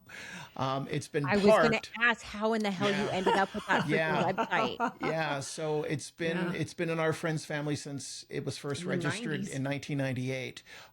It's been parked for the most time. There's a couple times they let some people do it, but they've held on to it. So she said, yeah, why don't you use josephsmith.com to promote the album? And then I had the idea, because originally I wanted to have this be like, it would be like the Ray Conniff Singers or the Glenn Miller Orchestra. It would be kind of like one orchestra or one band name. And I was originally thinking I'd call it like the Kolob First Ward Roadshow Cast or something like that. But then I thought, well, here's an idea. If we use the josephsmith.com, then what if it was Joseph Smith, kind of like in this day and age, his ghost or whatever, kind of now looking back on everything that's happened because of him. So, and then he's calling this cast of characters Joseph Smith Presents. That's freaking funny. That's funny. Yeah. And the cool thing is, well, when you release an album, the streaming platforms, the only text you can have on the album cover is the artist name and the album name. So I'm like, well, that looks really good. Like if it's Joseph Smith Presents Ex-Mormon the Musical soundtrack. So and so then I had this idea, well, let's have Joseph Smith essentially be the first character who's talking about, what he did and how everything turned out. And now here's a cast of characters who left the church, and they're going to tell you what that's like. That's amazing. Okay, so then if you have all of the songs, how like, do you write a script that goes along with that now, or what is the next step? Well, it's Because so you have funny. to have, like, am I right? Like most musicals, they still Mo- have like a script, right? Yeah, You're still, most musicals start. They write the script and then they come up with the music. well, so And you then just for, did it happened ass the other for way. me, I'm backwards. like, yeah, we're just gonna go ahead and do the music. We'll see if we get any interest in But it. it's funny. We've had a couple of people that are Yeah. like, including some people that I've worked with on the movies. Do you know back in how the many day. people are messaging me and I they're know, like, I is know. this real? Like, when Yeah. are we going to be able to see it? I'm like, Yeah. I don't know. I'm going to ask them. Well, I guess when we raise the money to do it. I actually have an idea about how we would go about doing that, because it was funny. I just thought it'd be really funny to do a soundtrack to a musical that isn't real or doesn't exist, right? But then all of a sudden people are like, yeah, we want this. We want to see this. So, and I have had some people that I've worked, with the movies back in the day that are like, yeah, maybe it's time to start to think a little bit bigger about this. So, yeah. So are they able to help you, these people, or? Well, my first thing is, all right, we're getting the album out there. I'm starting to think about how I would like to present. I'm working on a script idea in my mind. I like how we're going to go about doing this, because normally, yeah, you have the script and then you're like, okay, now we can fit the songs to the script. Now I'm like, you're doing it backwards. It's like, now we got to figure out a way to fit the script to the song. But I actually have I have an idea of how it would be done. So yeah, we're thinking about it. How, like, approximately how long does it take you to even write a full script? A script, it can, depending on how dedicated you are, how thought out you are, it can take several months to, a year or longer. I've had scripts that I've been able to write in several months, but that's with a lot of dedication, a lot of time. And then I've had scripts that, have taken me, 7, 8, 9, 10 months, 11, a year to do. Yeah, that makes sense. Okay, so then you did all of the music through AI. Can you kind of walk me through that without boring the hell out of me? Yeah, sure. Yeah. Now a lot of people think, and I'm very aware of the fact that there's a lot of concern, haters. or there's some pushback, on AI. Now, being in the industry that I am in, I'm like, I know that the genie is out of the bottle and it's not turning back, and we deserve to embrace this and learn this and figure out. We have to figure out some guardrails. We have to figure a few things out, but it's not going anywhere, and we deserve to embrace it. So I really wanted to see what it was capable of. So the mentality of a lot of people when it comes to AI music, they think you're just write me a song about leaving the Mormon church. Boom, they spit it out, and that's it. We're going to release this. Here's our song. And there are a lot of people that are doing that. And that's what's caused a lot of issues with some of the streaming platforms. That's what they call AI slop, because people are cranking out 20 songs a day and they're putting it out there. So what I would do, we would have all of the lyrics of how we wanted the song to sound. And what you're doing is you're shaping the AI, letting it know this is exactly what we're going for. Like Rachelle said, she was very instrumental in saying this is how the song's going to sound. And with the lyrics, you're also giving the lyrics stage directions. The line should be said like this. At this moment, this particular instrument has to happen here, and so forth. So it's a pretty meticulous process going in. Once you put that into the AI and you generate it, you're not going to get the song you're looking for right away. It could be dozens and dozens of generations, 30, 40, 50 generations before you go, oh, this is exactly what I'm looking for. But then even then, the song's still not done because it's not going to be a perfect process. So for some of these songs, what it literally is 3 and 4 versions of the song stitched together. I called it Frankenstein together, to edit certain parts, because it was like the first part of the song was great. The middle half wasn't. The last half was really good. So we're going to put in another take in the middle. And then you're fixing. So you're taking all these different versions and kind of like cherry picking the best and then switching it together. Yeah. I mean, I feel like I do that all the time. I do that with I do that with my outlines, right? Like I plug it all in, and then I'm like, I don't really love that, and I'll take it, and then I have different versions, and then I just because you still have to put the work in. And even, after I export the song from the AI, I'm still pulling into my digital audio workstation that I use. I'm separating all of the instruments out, so I have the vocals on one track, the drums on another track, the piano, and then I'm going through each of those, what they call stems, and I'm listening for any imperfections, anything that has to be fixed, and especially with the vocals, because it can be really difficult for sometimes the vocals will sound warbled or there'll be an issue. So, I'm taking just the vocals out of one song, I'm splicing in and fixing one or two words. So I was, pretty meticulous about that. And that's why it took 11 months for us to do this on top. Yeah, it would have been a lot easier if you just go, you know what, I can tell a vocalist how to do something right away, I can tell an orchestra how to do something right away.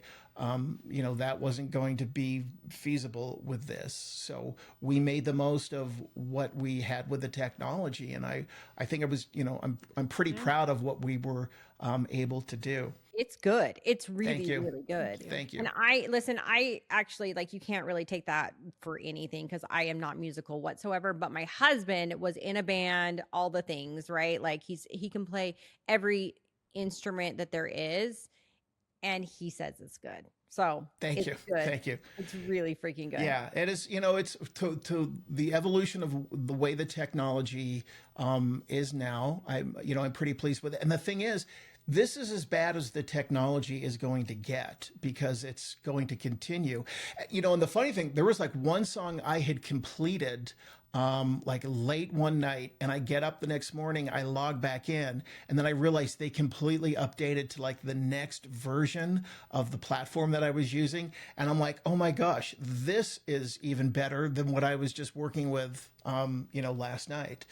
So I wanted to see what was capable and prove what was capable, because ultimately for us it was getting the message of this album out. Mm-hmm. And of course, being comedy, I think there's a little bit more leeway. It's not like we were trying to put out a really serious album, but we were trying to put out a serious comedy album. And so for me, the message that we wanted to get out, the entertainment, the healing, the catharsis to the ex-Mormon community, I'm like, that's what it was all about. And here's the perfect avenue to be able to do that.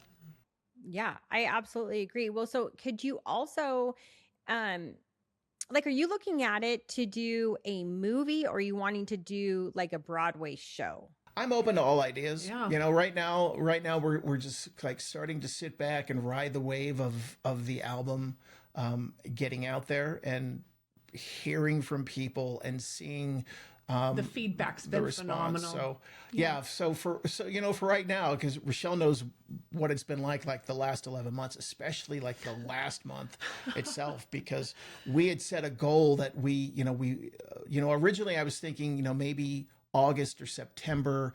Then when some of the stuff happened, with the lawsuit, with John DeLynn and Mormon Stories, that kind of little bit of a fire under me to say, all right, let's really push to get this out. Really? It didn't actually deter you or didn't make you scared? No, not at all. Well, especially because you have this website now, like josephsmith.com. So are you worried at all? John DeLynn's getting, completely, taken through the court system, and all of the money that he's spending there because he's using the word Mormon. Are you worried about using Joseph Smith? And can you even trademark a human? No. Well, here's the thing about the domain that our friend owns, josephsmith.com. It was registered in October of 1998. So that's before there were anti-squatter, cyber squatting laws took place. So, it's theirs to do with as they choose. So, you can use it to promote our album. But what we're doing falls within the realm of parody and satire and entertainment. So there's a little bit more, leeway. Look what South Park got away with, the Book of Mormon on Broadway. We definitely are very mild compared to that, I believe.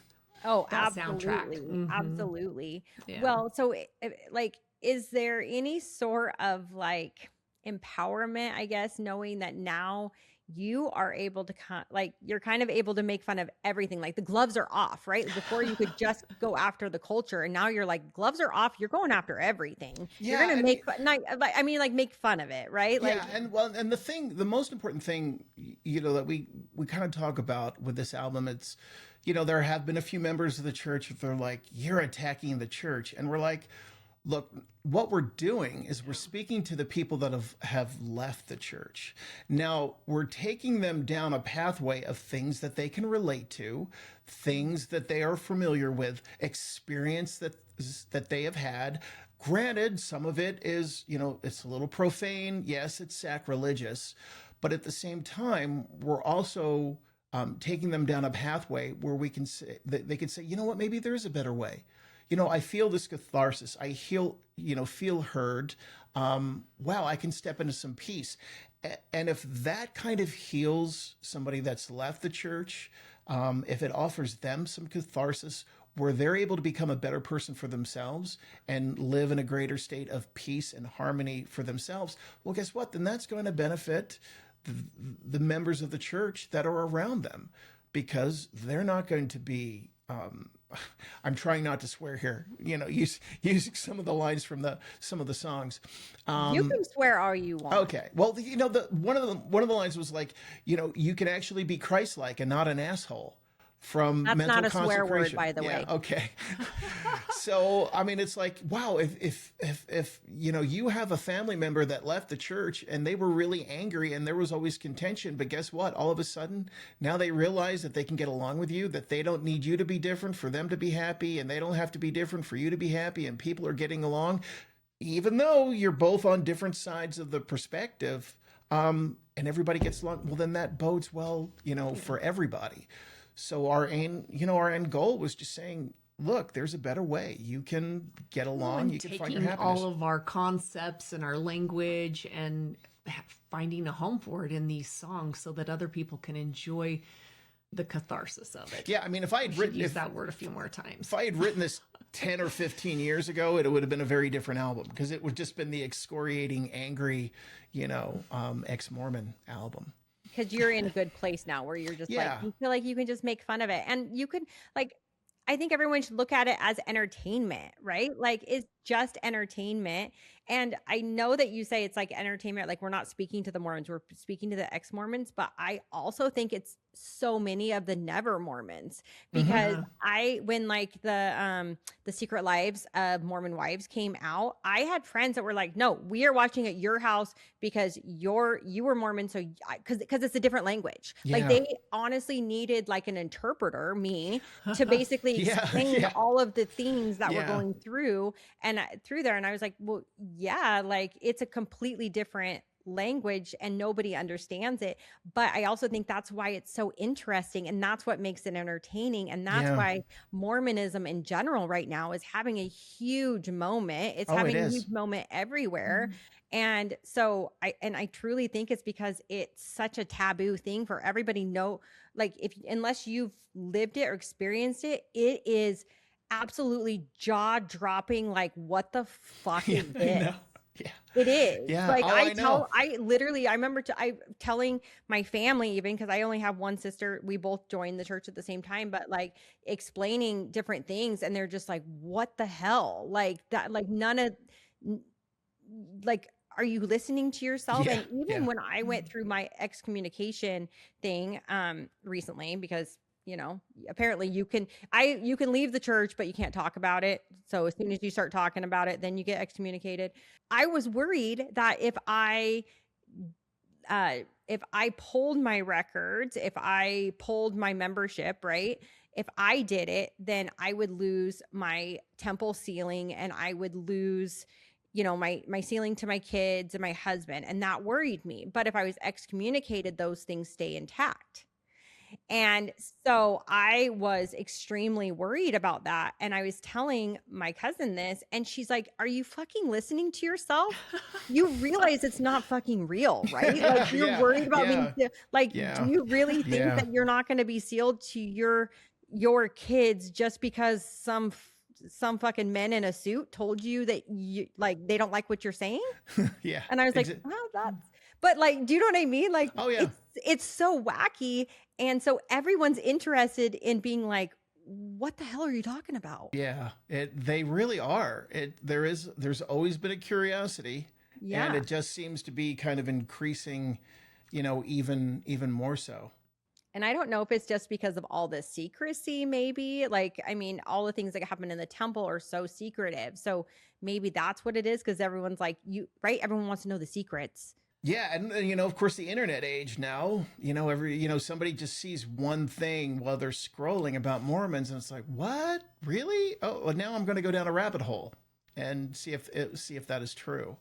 So, and that that was part of what I kind of wanted to do, with the album as well, is, kind of put some illuminate some things, put a spotlight on. I think you're going to be pleasantly surprised. I truly think it's going to reach more than just ex-Mormons. Like, I mean, it's very entertaining, and you are such a talented writer.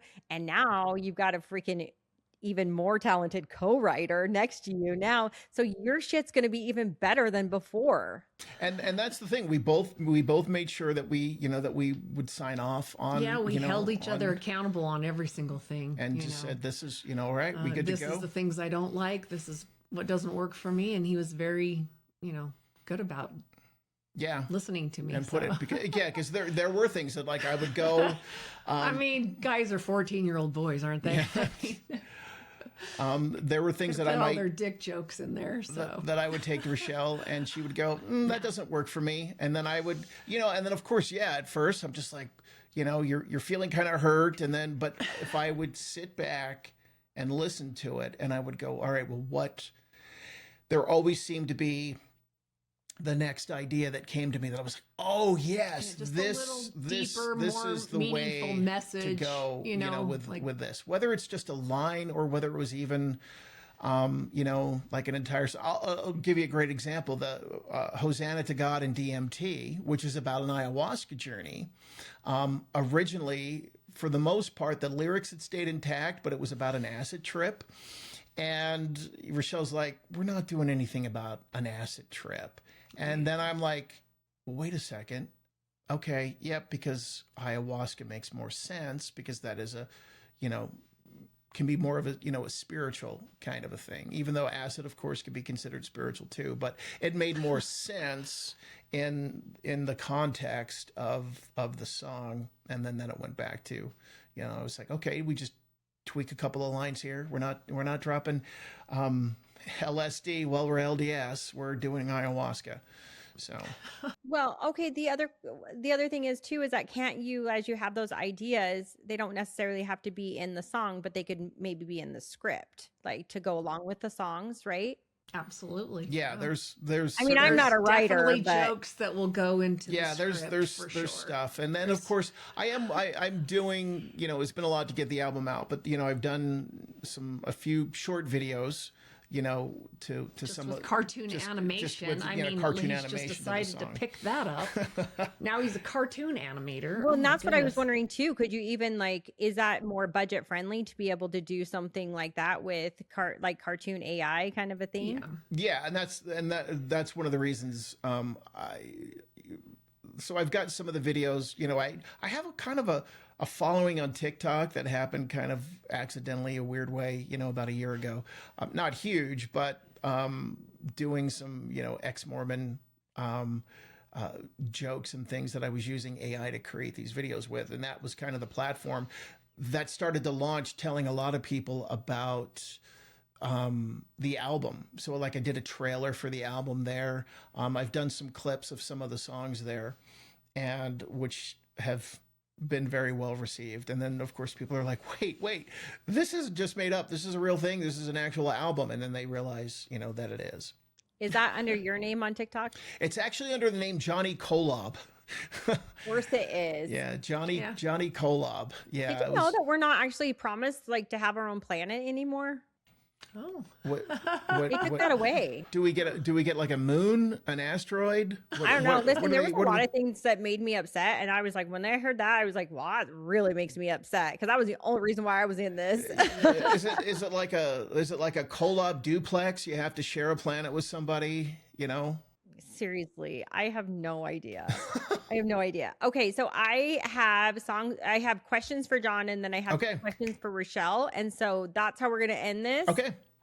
So rapid fire. You ready? Okay. Okay, Yes. John first. Yes. Okay, so you made the movies for Mormons, and now you're making this musical for ex-Mormons, and hopefully it's a movie or something I could watch. Which is more authentic to who you are? The album would be more authentic now. I mean, it was authentic to who I was back in the day when we did, did those movies. But this is, I feel like the curtains pulled back. This is me. This is what I think. This is my true sense of humor. We had to watch the jokes and some of the things that we did in the movies back in the day. But this to me is 100% a reflection of, who I would be now as far as terms of the experience of being a former member of the church and my kind of twisted, dirty sense of humor. Did you get told no for some of your jokes in the movies? There were things that I think after the fact, I know we did do some screenings with some test audiences because you do that with all movies to kind of feel what resonates and what doesn't resonate. I don't really think you pushed the envelope, though. No, we didn't push the envelope, but there are some things that you write as a script, and then you sell the script, and somebody else is like, "Oh, I think it's better to do the joke this way or this way." It's like, all right, it is what it is. But yeah, it wasn't like there was a correlation committee reading all of our scripts, going, you can't do this and you can't do, the members would do that after the fact. They would send emails about the things that offended them. You're like, it doesn't really work that way. There's no comment box anywhere. Sorry. No, they would just, we would get a few emails. And when the emails would come in, Kurt would love to forward them to me and have me respond to them because, I kind of had that acid tongue that I would mock the uptight Mormons. Listen, I feel like you have it really good. I get made fun of by how much Botox I have and plastic surgery. Apparently, by the way, I've never had anything done with my face, but that's what they come at me with. It's super fun. So you had it easy, extremely easy. So what Mormon rule did you break? And you were like, wait, that's it? And like nothing happened. There was no like fire and brimstone. Like you didn't light on fire. I think it's when I left the church and then, I took my garments off. And then once I really believed, because there were times earlier on when I was inactive that I still believed in the church. So I still thought, if I'm sinning, blue ice is going to fall on me and I will be punished. But once I finally left the church and realized I don't believe this, then all of a sudden my perspective changed. The guilt was gone. And I just felt like life was certainly much more in flow than racking myself with guilt and shame. Okay, so you can't really tease us with what you said with the bishop. So go ahead and say that. Okay. All right, I'll tell you the story. It's don't think we were just going to pass by that and not take a quick reverse. Okay, this is one of the weirder stories I had. So I was in a singles ward and fooled around. I was like 22 or 23, I think. This was after my first divorce. And of course, that's the thing. You're 23 years old and you've been married and you know what it's like to experience it. Now all of a sudden they're like, nope, you got to behave yourself again. So I wound up fooling around with this girl from the singles ward. Now I was still going to my family ward. So I go to my bishop in my family ward and I'm just like, this is it. I'm getting excommunicated. Here it comes. And I tell my bishop, we did the deed. And the first question out of his mouth was, did you wear protection? And now we didn't. And I'm like hanging my head in shame now. Like, I'm going to tell the bishop we did not. It was, he's going to read me the riot act and tell me all of the things that could happen because we did not use protection. So I'm like, we didn't. The first words out of his mouth were good. Oh, because if you did, then you would have planned it. Yes. And I go, good. And he goes, well, if you did, that shows forethought, premeditation, but you didn't. So that shows impulse. So I take that into consideration when passing judgment. I'm like, this is the weirdest thing that I have ever heard, but I'm like, I'll take it. Thank you. But it was just so shocking to me that like you throw sense and sensibility out the window. You were basically awarded for being careless. That was a pretty pleasantly shocking moment for me. I am not sure how that did not end up in the soundtrack. Yeah, that was. It might be it'll be in the show. Maybe in the movie. if we do the Singles Ward Ex-Mormon musical soundtrack, it'll be in there. Seriously, are you allowed to do that? Like do a spinoff now of the Singles Ward, or can you not do any of that? Well, it's funny if that were to happen, there'd have to be some people that would sign off on it. I think they would. Are all of them ex-Mormon, or are they all still active? They're all cool. Some They've of them heard these songs. I mean, some of the people that are friends, they're like, these are great. Some of them are still active in the They're church. Some of them are not active in the church. It's a cornucopia of faith and activity for many of us, but we all remain close, and nobody has any judgment against anybody else. But if it were to be, if we're like, yeah, we're gonna have Jonathan Jordan come and have his Broadway debut, as there would be some people that would have to sign off on that. What is the most guilty thing that you've ever done as a Mormon? Look, I mean, there were times when I fornicated, and I would just hang my head in shame, because look, I went through the divorce, and then I mean, it was a comedian on the road. You saw the Singles Ward. I mean, yeah, and then just having to go and confess and think, oh my gosh, this is it. I'm going to be. This is the time now. They're gonna really excommunicate me. But yeah, just you just feel just ashamed of yourself. There was a lot of guilt. I look back over. There was a lot of things that I felt guilty about. There's too many. You can't even name one. Having to go to the bishop and go, Bishop, I'm a grown man, and I'm just doing what grown men do, and now all of a sudden you're treating me like a 12-year-old kid or whatever. Yeah, that was it was awkward. What's something that's completely normal that like your Mormon brain still whispers, hey, you know what, we probably shouldn't do this? I did just think of something guilty. Does that count? That I could tell you something humorous? Yeah, you want to reverse us back up okay. again? All right. I'll tell you one thing that I felt super guilty about. So when I was on my mission, I was a district leader. We had sister missionaries in our district, and sometimes they could be drama, and there was a case where we were having like our district meeting, because we would meet at the church. And then one of us had this really great idea that it would be fun to all play hide and seek in the church, on our P day. And we're looking for each other. And I remember coming around a corner or something, and I found, it was one of the sister missionaries, and she kissed me. And, it didn't linger long, but it happened. But it was enough that I'm like, oh my gosh, I've ruined my exaltation. Like, I've got to, and I'm carrying this with me. I didn't say anything to anybody right away, but it's like, I'm just racked with guilt over this. And, I'm retracting, and, a few days goes on to a few weeks. And then I had been transferred because they shut our apartment down because we'd lived with members and they had moved. So we were transferred kind of in the middle of the month, and they just put us with a couple of other missionaries. I went with some zone leaders for the end of the month until we get it straightened out. But I just remember I'm out tracting with them, and I'm like, guys, I got to tell you something. And, what do I do? And I remember one of the zone leaders was like, you have to talk to the president. This is salvation level situation here, Elder Moyer. And so then, of course, I go in, and now I have to tell the mission president. I go in and confess to the mission president. I'm thinking, is he going to send me home? What's going to happen? And I tell him, and he's like, and you haven't had any contact with Sister So-and-so since you betrayed. I'm like, no. He's like, all right, okay. Like, to him, it was just another day at the office. Heard that before, nothing out of the ordinary. But I left just like so relieved. But I spent like a month and a half of torturing myself, thinking that I was going to get sent home from my mission, or, I was going to be, lose my exaltation. Well, because I know people that were sent home. Oh, yeah. Yeah. Like, that's a normal thing that they were sent home. Like, you honestly got off scot-free for a lot of things. Yeah.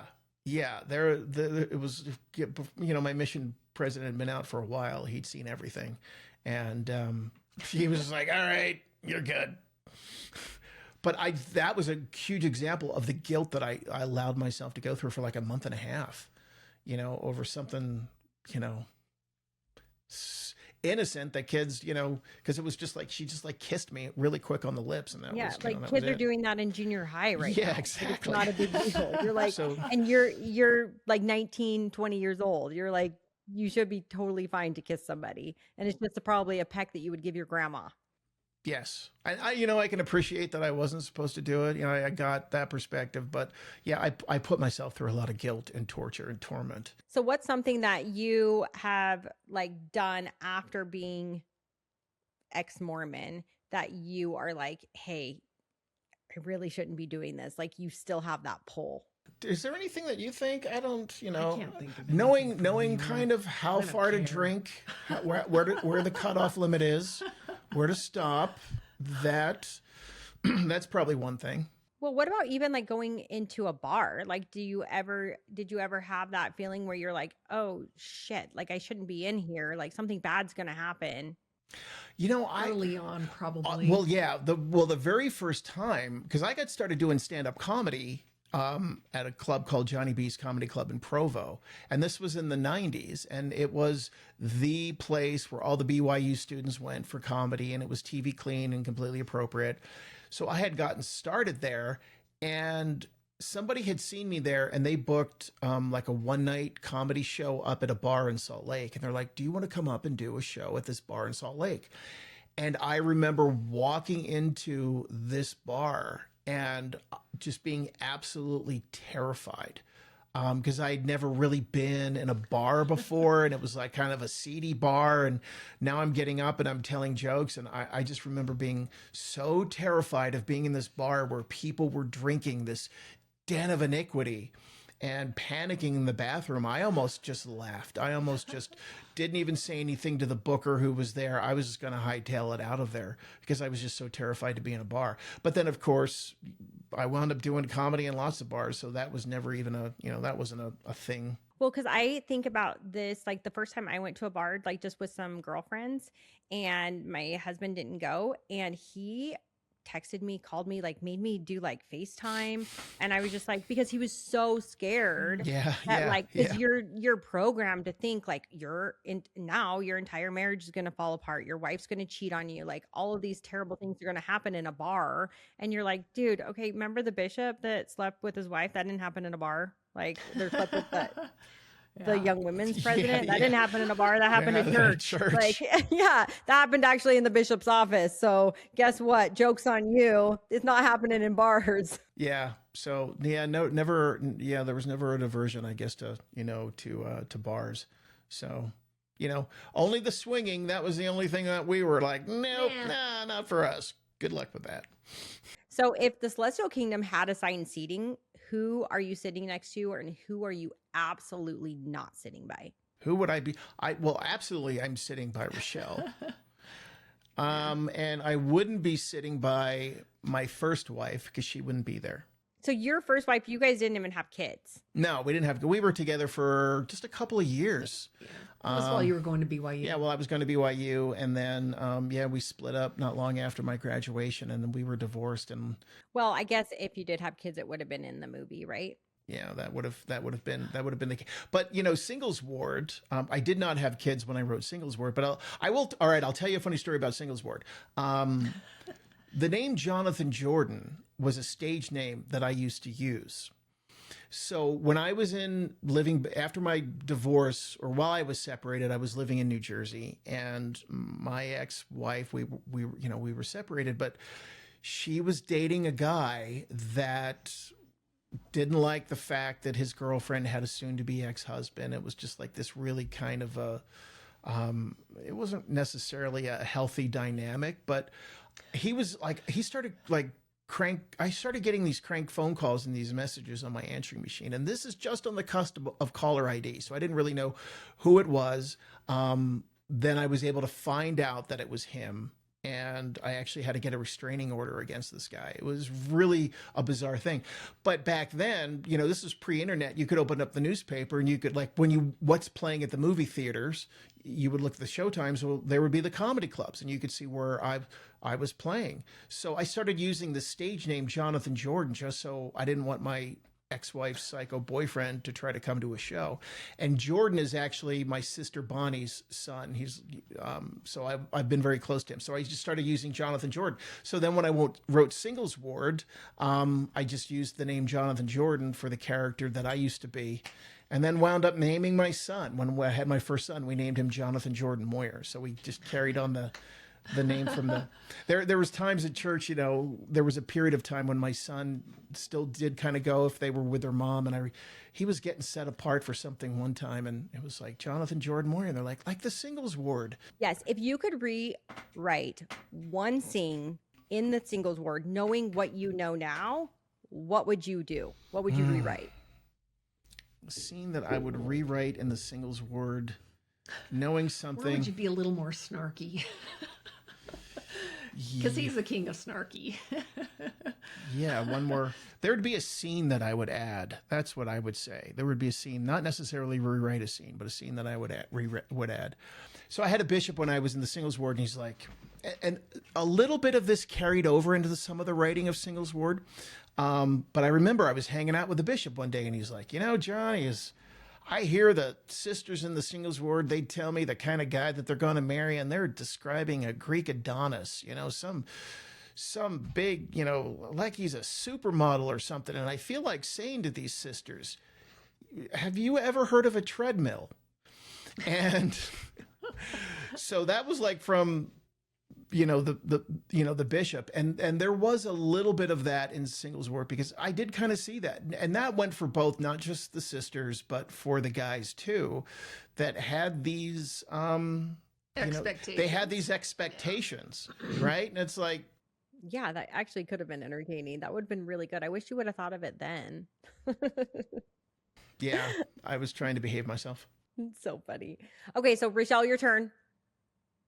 So who is Rachelle now that all the Mormonism is stripped away? It's a constant paying attention to my thoughts. Back when I was just programmed into being a Mormon, I was just constantly living for eternity. I was not living for the present moment. And now the present moment is all that I ever have. And tuning into the present moment, there's just this state of graciousness that I find myself living in. And I certainly was not that person then. I'm that person now.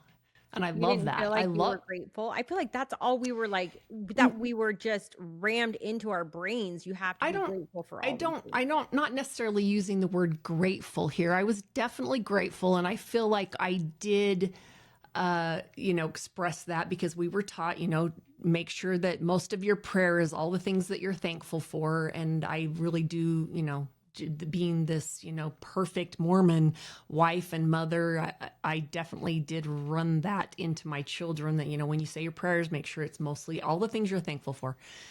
But ultimately it is in the state of graciousness.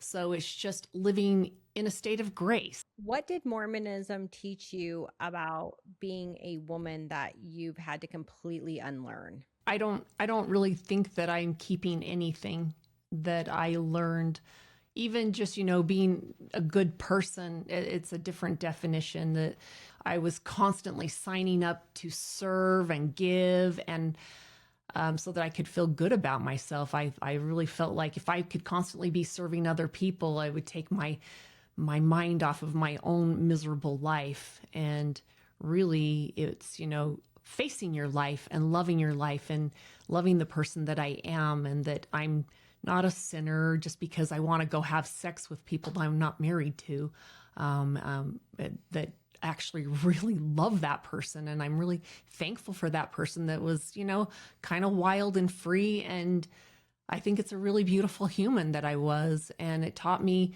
things that I prefer and the things that I don't prefer. And there's no right or wrong with it. It's just, is it working or not working? And that's what I gained from it. And so it's giving myself this complete grace to just be a human. I feel like we're all so special and we don't really realize it until we do leave the church and we get to make our own decisions and follow our own path and figure out what we like, what we don't like, and make mistakes. And we get to decide if they're mistakes or not. Yeah. No mistakes now. Yeah. No sin. And you go through that whole, you say there's no sin, then you deceive yourself. I mean, that did play out in my mind, but it's like, it's just letting go of the paradigm of good and bad, and this is a sin and this is not a sin. Yeah. Do you feel like your nervous system knew before you did that there was something off or wrong about the church? I think that I'm pretty tuned in with my inner state of being, pretty tuned in with how I felt, and realizing that my feelings are my own, that it's not the church that's making me feel this way. It's my own nervous system is based off of my own life's experience. Yes, the church does contribute to that, but when I let go of blaming the church for that and really just owning it and being like, wow, I really must want to feel like a victim right now, and really owning my inner state of being, then I became very empowered. So what is your top thing that you do today that Mormon Rachelle would have judged you for? Oh, astrology for sure. I found myself going, oh, astrology, that's such garbage. That's, this and that. And then I thought, well, I don't even really know anything about it.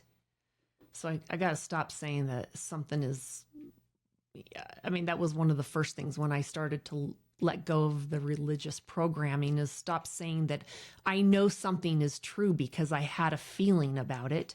That's neurolinguistics programming. That's the oldest trick in the book. That's how we all get roped into all the lies, and coming into an awareness of the ways that, a story plus a feeling does not equal truth. A story plus a feeling just means you felt good about the story. And so that's huge for me, is I let go of all the judgment.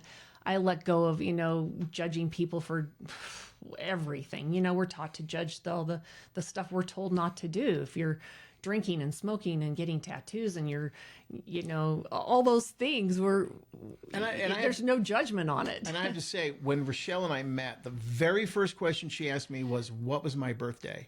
And I told her my birthday. And she said, why is your phone number not in my phone? I knew he was my perfect match astrologically, because I had, since, saying that it was garbage, I'd spent about 5 years really studying to see if there was something to it. And I was like, wow, there really is something to this. Too many coincidences. There is. I will look at my horoscope at the end of the day even, and I'll be like, that all came true. Like that all was like spot on. Okay, so what is your guys' signs?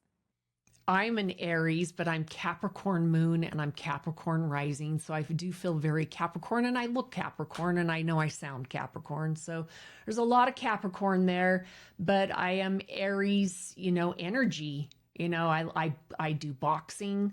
I have to have an outlet to beat the shit out of something, or else I can get real angry. I'm also Aries Venus. So John and I both are Aries Venus. So that's kind of nice. That's how we both find love, and we're both the same sign, which is. And I just know that I'm a Taurus, but she knows all of the rising and setting. And I don't know all of that. I'm not as in depth, so I need to learn. But yeah. You need do nothing. But it does, know thyself. And when you do know yourself, it's like, oh, I understand why I do those things that I do. And it just allows me to give myself grace and love myself even more and laugh at myself. So, but Taurus and Aries are a little bit, they do clash as far as like, because Tauruses, they like to have, they kind of like to have a plan, right? And Aries are kind of like, fly by the seat of my pants. Yeah, just kind of like, oh no, we're just here to have a good time. And Taurus is like to be like, no, we got to check all the boxes. We got to have everything lined up. I'm a Taurus, by the way, so I know. So it's a little bit different. And Aries are like, they'll go talk to everyone, and Tauruses are like, listen, I got my people, like my friends for life, and Like I can trust them. Well, I look at the week that you're born to, and there's, there's different types of Tauruses. So you can pull because my Yeah. husband's a Sagittarius, but I swear that he's also like, they say if you're he's on the cusp. And so he actually pulls more What's his birthday? of the Capricorn, December 17th. He kind of has that, kick in the door and godlike energy, that being the expert in whatever it is that he prefers to put his energy into. And then what is your birthday? April 28th. Okay. Well, it's interesting because he's born on a number 8 number, because 17 is the number 8, which is balance. And then if you look at 2 times 8, you're also all about balance. And so that is something that both of you can harmoniously look into, is becoming balanced with who you are within the relationship. And you will foster that for each other. But you are born the same week as John. You're born the week of manifestation, which is whatever it is that you ultimately put your heart and soul in. There's no stopping you. You're meant for that job. So it kind of is interesting that you're both that same week. Shout out. Hey. Yeah. I didn't know that you were also a witch. You should have put that in your bio. Probably. I probably was burned at the stake a few times. You and I were probably burned at the stake together. No, I seriously, people ask, like, what do you do now? And I'm like, I don't know. I'm really into this. I'm really into astrology. Like my daughter, she was dating a guy and I plugged in their birthdays and I was like, you guys are perfect for each other. Like, this is great. And it was her first boyfriend. I'm like, you freaking knocked it out of the park. You're good. And see, my theory on that is I think it's all quantum entanglement, right? Because quantum entanglement, we're essentially all entangled particles. Because with quantum entanglement, they know what they do to particles on one side of the planet will affect, the same particles on the other side of the planet. It doesn't make any difference how far apart something is. If you entangle particles and separate them, the way you interact with one over here is going to influence the one that's over here. So that's, So ultimately, we're just meant, the people that we're meant to be with, we will be with those people in quantum entanglement. So, yeah, she said, and Rachelle literally wrote down. I had written a list of all the things that I wanted in, I had made quite a few mistakes in choosing. And so I was like, it's either this or nothing. And so she had and this I was written choosing down. nothing because there is just no way I'm finding all these things. But So yeah, my birthday was on the I had list. literally written his birthday as I had 3 birthdays and had crossed off the other 2 birthdays. And so it was down to this birthday week. And so when he showed up, I was like, well, I'm going to lean in and see, who this person is. And it's just been a great conversation ever since. Yeah, and you look like freaking Demi Moore, so he wasn't walking away from you no matter what. Well, did you tell her that's what I said? I was like, also, Well, are you here's- married to Demi Moore? Here's the funny thing, because apparently I did not realize this. That was every guy's pickup line to her at the time. Like, hey, does anybody ever tell you look like Demi Moore? Like, I just got it constantly. So then I just ended up saying, does anybody ever tell you look like somebody Demi Moore would never date? That's so that funny. was kind of my shutdown. But So what did you think that you were going to lose when you left the church? And also, what did you gain? obviously the people, you lose. And there are people in my ward that, I had one dear friend that I took care of her father till he died. I was there with her for, I helped her with everything in her life, and she helped me with everything in my life. And when I went through my divorce, she just became quiet. And then when I was out of the church, she unfriended me on Facebook, and that pain is translated in the song, unfriended on Facebook. That was what that was about. That, I took care of your dying dad, but it just wasn't even enough to stay my friend. That really was hard. That was hard for me. I love those people, and I still do. But I was afraid, my mom and dad, I knew it was going to cause my mom and dad the pain that it did cause them. And that's, of course, why I wrote Meet Me at Love, because I wanted them to know that, even though that we don't believe the same things, that, it doesn't have to be like that. I thought that I'd just be quiet and I wouldn't talk about tarot readings or astrology anymore. But, what it really can be is that I can talk about astrology and I can talk about tarot cards, and she's there's nothing to fear there. And she can keep talking about Uchtdorf's talk and, the things that she learned at church and the things she loves. And I allow her to tell me those things because those are the things that are important to her. And those are the things that she loves. And I feel honored that she wants to talk about those things. And I don't take it personally and I don't feel triggered by it. I just honor that that's where she is, and she honors where the place that I'm at now. So I love how personal, like, I mean, realistically, you guys poured all of your experiences, your personal life experiences into this soundtrack. I just love that. I did not realize it was so personal. It's amazing. It's really beautiful.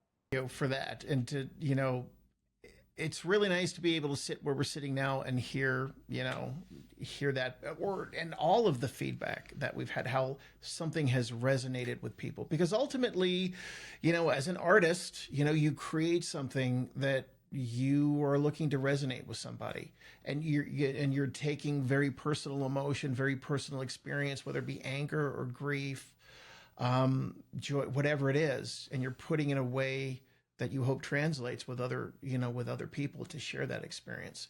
And when that happens, when somebody tells me, I've laughed at this song, and then I was crying at this song, then I was laughing, and then I was like, oh yes, that is exactly what we were looking to do for people, to be able to give them that opportunity to experience that, to have that emotion, to feel even the joy, know that they're heard, to laugh. That's what it's all about. I wanted to read to you, like this guy sent me this. The soundtrack is so great. The one called Just Like You hits a bit close to home. I run the entire range of feelings from laughing to eye rolling to anger to frustration and regret. My God, religion is such a mindfuck. I'm to the point I'm not even sure if there is a God. Every fiber also hits hard too. 2 years pounding the pavement in Mexico, trying to convince others. And then like the emoji with the hand over the head. So many regrets. Ugh. Anyway, I'm super excited to hear about the interview. So just to know how that's just one person, and not everybody reaches out, and it's only began I know that you look at it like it's like entertainment, right? But it's so much more than that. It's truly a piece of healing for so many people. Yeah, that was our purpose to doing this. Yeah, we had to become very authentic and put ourselves out there and tell our story. And it was so funny. It was like however many months we were into it, even just a few months ago, we're just working on stuff, and Rachelle's like, is this who we are now? Is this what we're doing? We're putting ourselves out there like this. And I'm like, yeah, we both kind of felt that the stars aligned. I mean, it was just too perfect. Here we are able to create this with AI and had the information come to us and the ideas. And then, the songs really were just poems that came to us, and writing poetry and then putting it to music and speaking to all the pain points, but speaking to all the ways that you can heal yourself and overcome. And then also know that you're not alone, and also know that there's this whole community out here that is like, hey, we get it. We've been there, and you know what? You're going to get through it, and you're going to be fine on the other side, and you're going to be free. And so ultimately being able to provide that through this medium is just, it's a gift. It's too incredible to have just been like, nah, we're not going to do it. Well, it's funny because even if it was just past a year ago, if you said this is what you're going to do, we're like, what are you talking about? Yeah, I don't know if we'd have believed that this is where we would be, but it kind of just feels like life's grabbed us by the wrist and directed us where to go with it. Yeah. But also, don't you feel like that's how it was with your other scripts and things too that you wrote? how, yeah, it was the same way that everything, these kind of pieces just kind of fell, into place. So it did feel a little bit like that. Well, I don't know if they all fall into place or if it's like Rachelle was saying with your astrological sign, honestly, where it's like you set your mind to something, it's going to be done and you're going to be very successful at it. And that has been your pattern, right? Other than marriage, of course, but this one's going to work. Well, but then, the funny thing about that is, Rachelle, when we first met, Rachelle was like, why didn't we meet in 1993 or whatever? And I said, because we weren't the people that we are now. We were different people then. Yeah. And we had to travel this other road to get to where we're at, to make it, to be able to be together. Well, and also you wouldn't have all of these fabulous stories to be able to put into the soundtrack either if you didn't have those experiences. So really, I mean, it's a win-win for everybody. I like to think so. Thank you. Yeah. Oh, thanks. Yeah. It's to be here, to be able to, having the opportunity to have expressed ourselves and, laugh at our pain, laugh at, our anger, and express that in a humorous way, and create something for other people. That, as an artist, that to me is what it's all about for me. I also choose to laugh through my pain and anger. I just feel like that alone is so therapeutic as well. So bravo. Thank you. Thank you. I appreciate it. If you're doing it for anyone, do it for me. Okay, you got it. Well, thank you guys both so much for taking the time. Is there anything else that you want to share or leave? People can find the album. It's streaming on all platforms. They can find it at josephsmith.com. If you really love the album, really like it, and you would like to support us, you can buy the album directly from us, on the website, but it is still available on all streaming platforms. And then if you like the mindset that's part of the the teachings in the songs, you can subscribe on John Moyer Hypnotist on YouTube. John Moyer Hypnosis on YouTube. We have a channel where we do some hypnosis and meditation. I love that. It is a completely different side of me. It's one side of me. It's not the funny side. It's the more subconscious, more spiritual, sincere side. But John Moyer Hypnosis on YouTube, and then RachelleMoyer.com. You can find out more about what Rachelle does. Yeah. I love that. I actually want to sit down more with you guys and talk about that too. Like I find that I find it all so interesting. I love it, but there's only enough time. Mm-hmm. Yeah. So thank you guys so much. It was so great, like meeting you, connecting, all of these things. Oh, thank you for reaching out. Thank you. Absolutely. We appreciate it very much. And I am excited to see where this goes. I have a good feeling it's going to be huge. It should be. Thank you. Thanks for giving us a shout out and giving us the opportunity to talk about it. You got it. All right. Thanks again. All right. Take care, Mel. You too. Bye.